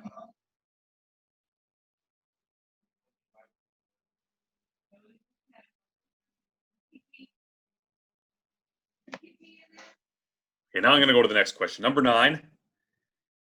1984 National League Championship Series was played between the Chicago Cubs and the San Diego Padres. Between the two teams, there were 5 Hall of Famers. For 5 points, name each of the Hall of Famers. Players. What year? 84. Cubs in San Diego.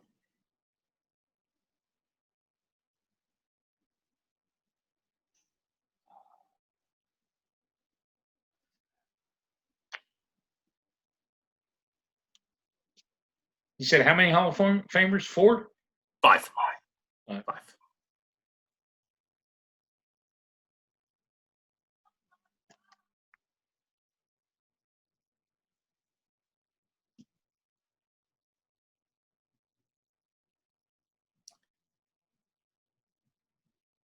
That was just players, right? Nobody else? No managers?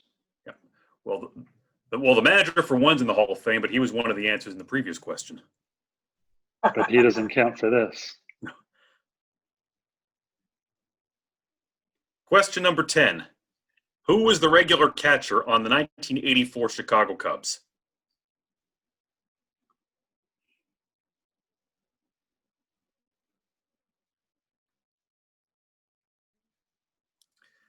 And the last question, question number 11. Who is the only player in this quiz who is not in the Hall of Fame?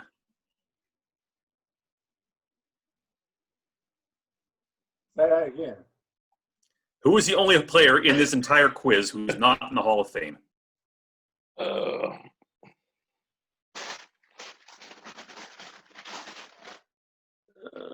Ron Hunley.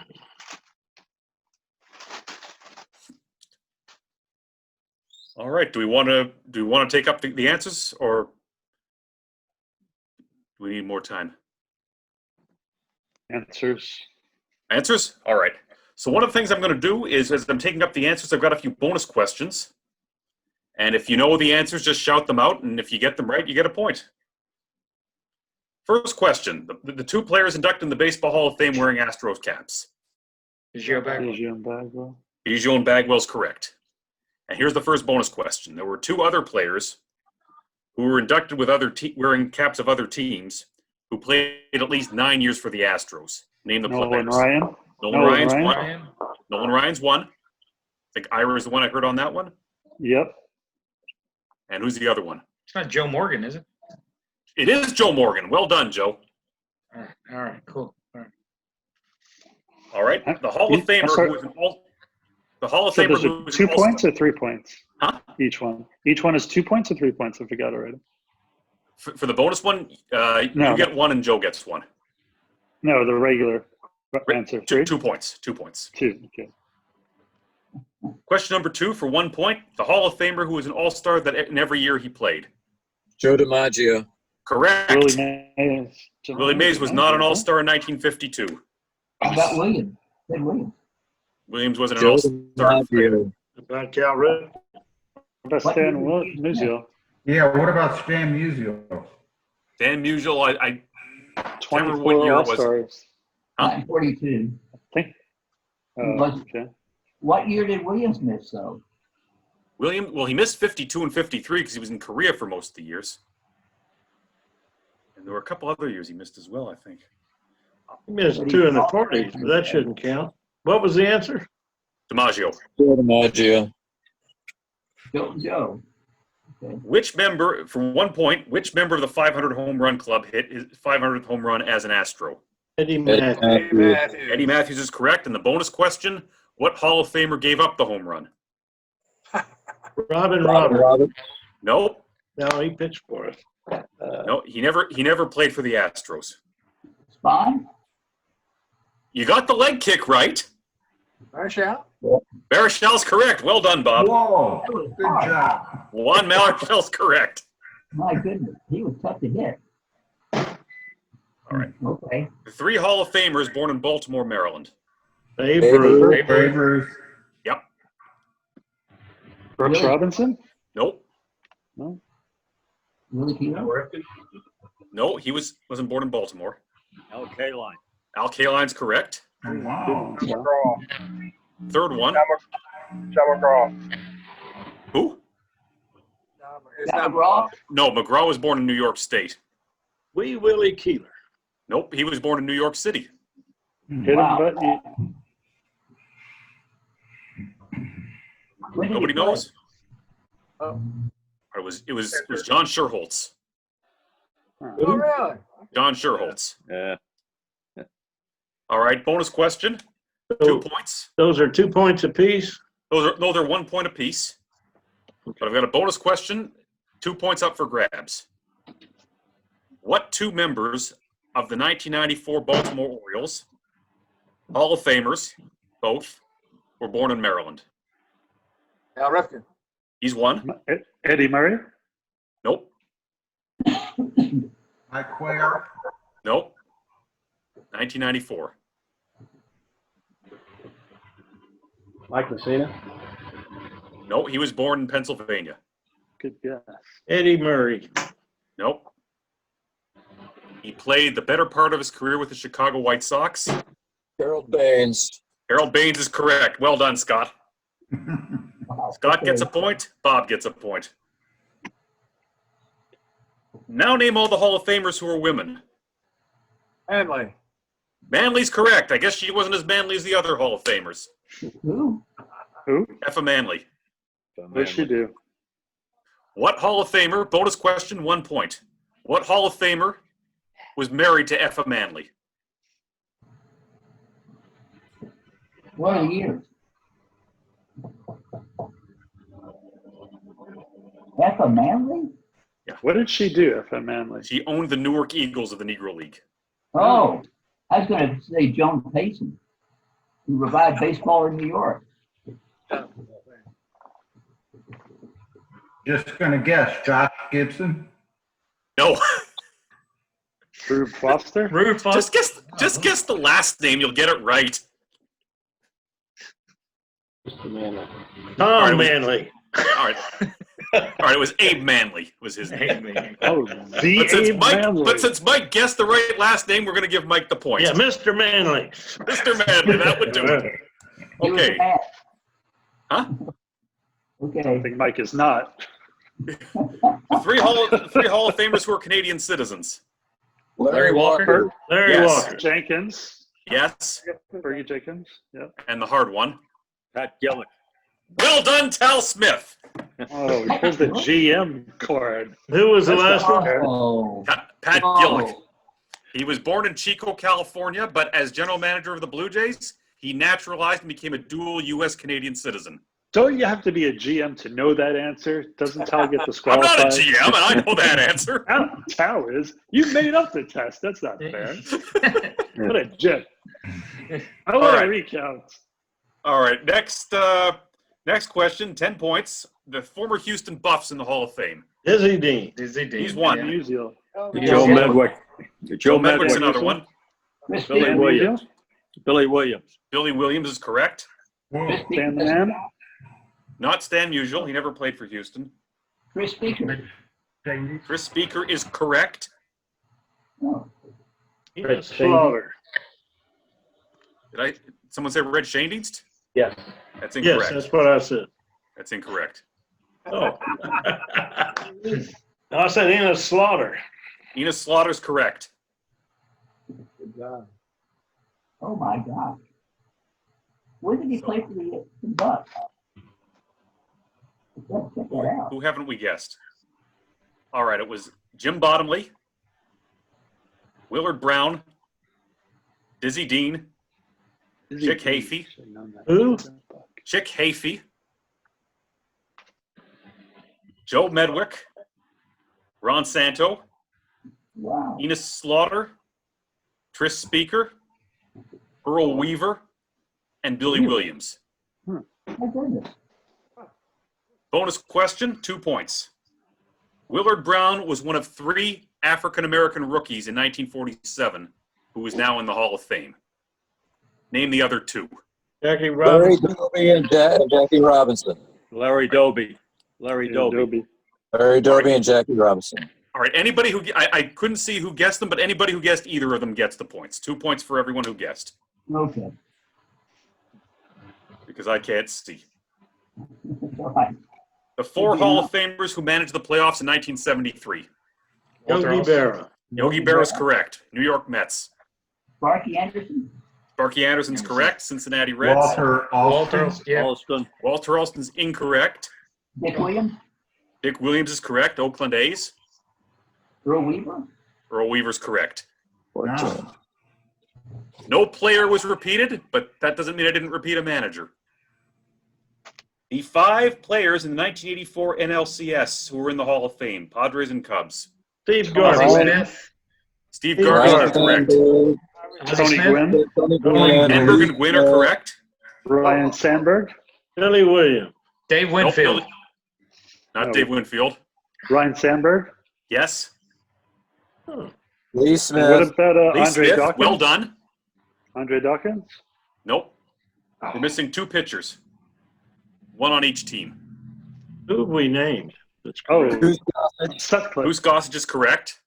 Oh, the Goose. God, I should have gotten that one. And the 5th one that we're missing is a Cub pitcher. Sutcliffe. Nope. Fergie? You mentioned Fergie? Nope. Not Fergie. Bruce Sutter. Nope. Ooh, good guess. He was better. He pitched a no-hitter in his career for the Indians. He was probably most famous with the Oakland A's. Eckersley? Oh, Eckersley's correct. yeah. Well done, Scott. Whoa, way to go. All right. So what were the 5 answers? Eckersley, Gossage, Gwynn, What? Who? Tony Gwynn, Yeah. Okay. Got that. One. Rhino, and Lee Smith. Lee Smith. And now the catcher on the 1984 Cubs. Jody Davis. Jody Davis is correct. And the only player in the quiz who's not in the Hall of Fame, Jody Davis. Jody Davis. take a bow. It's a trick question. I was hoping Jim would be here for that one, but he's not. All right. That was We're going to give great. everybody a minute or so to tally up their scores to see who wins the prize. The prize being get to set the quiz next time. Oh, that's some prize. Thought about that for a while, huh? Same prize as last month. Crap. What a jip. The check's in the mail. All right. We'll take the check. Does Hey, anybody Tony, have? is Tony still on the line? Tony, you still here? Tony's there. What were the answers? What were the answers to number 8? Number 8 were Sparky Anderson, Yogi Berra, Earl Weaver, and Dick Williams. I got that one. How about right. Tom? Is Tom Stone still there? No, I don't see. No, and he didn't. We don't know how to buy his book. No. Go to Amazon.com. $16.95. I bought it. Go to Wegmans in Rochester. You can get it there. I'll do that. Okay. Probably extra duty to bring it in the country. From Rochester? Rochester, open the door. All right. Does anybody have 10 points? I do. Yep. Does anybody have 15 points? Yes. Yes. 20? Yes. Scott has 20. Does anybody besides Scott have 20? Holy cow. How many points do you have, Scott? Al? All right, let's Scott, how many points do you have? 20. 20, exactly 20. You want 21 Yeah. points? Which participant in this meeting had a brother who played for the Astros?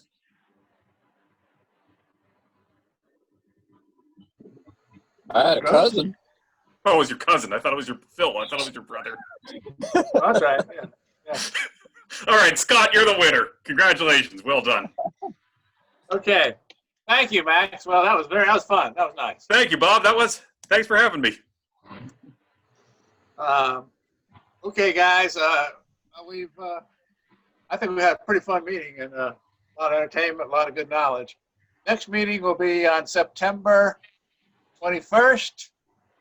And we have Joe Gallagher, who's going to be our speaker. Joe worked with Mel Allen and the Yankees back in the 1960s, 50s, and 60s. Wow. I think Tal knows him. Very cool. And I understand he has a lot of fun stories, and we're looking for somebody else who may want to make a presentation. So, hopefully it's not that far away. And of course, we also need articles, memories, or whatever for the newsletter. Oh, yeah.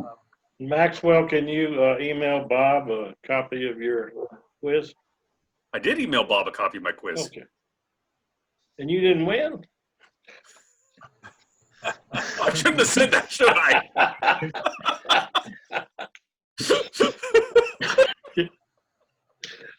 Oh boy, never changes. Okay. Oh, by the way, I think You knew what questions were coming. Bob, I think we ought to give thanks to baseball is back, even in its present stage. It's really fun to watch. I didn't hear that, Tony. I was just saying, I'm so happy baseball is back, Oh yeah, even absolutely. in its truncated stage. So it's done. I think it's doing a lot of good for everybody. We're ahead 2-1 right now, incidentally, in the bottom of the third. I guess we're going to watch the game. Thank you, everybody. Thanks, Joe. Careful, coronavirus is everywhere. Oh, thanks. Thank you. Looks like tease. Have a good one. All right. Marcia, you still there? Chris, thank you. Yeah. Yeah, I think Marcia's still here. There she is. She's I want to give her a head count. 21? Marcia, we had Hey, 31. Marcia. 31. Yeah, our high point, I think, our high point was 30. 35, I think. 35, actually, I think. Okay. Really? Yeah, our high point was 35. Okay, great. I couldn't tell. My It was, internet kept going in and out. It was great to have Zach Ham. Yeah. It was great to have Zach Ham on board for a while. He asked a question, too. Yep. Okay, guys, take care. See you next month, or not sooner. All right. Hey, Marcia, how are you? Great, Ira. How are you? I'm not too bad. You look good. Now, Ira, if I'd known you were going to wear that shirt, I might not have let you speak. Well, take it all in, Bob. Yeah. Actually, You got the Bob, best if you record? want, Bob, if something like that happens again, let me know and I'll stop the video of that particular person. Sounds like bitter Astro fans to me. The Oh, you guys Yankees- take it when you're winning, huh? Now that we're winning Ira? again, oh. Ira, Dick, the What? Yankees had a long rain delay, so we didn't miss all of it. Yeah, that's right. I've been keeping an eye on that. Good They're girl, still Marcia. playing. See, that's why you'll always be my favorite. They're still playing, so gotta get it. Peace. Y'all have a good day. Done? Bye-bye. All right. I'll wait till everybody's through I mentioned talking. I'll go ahead and before. end it.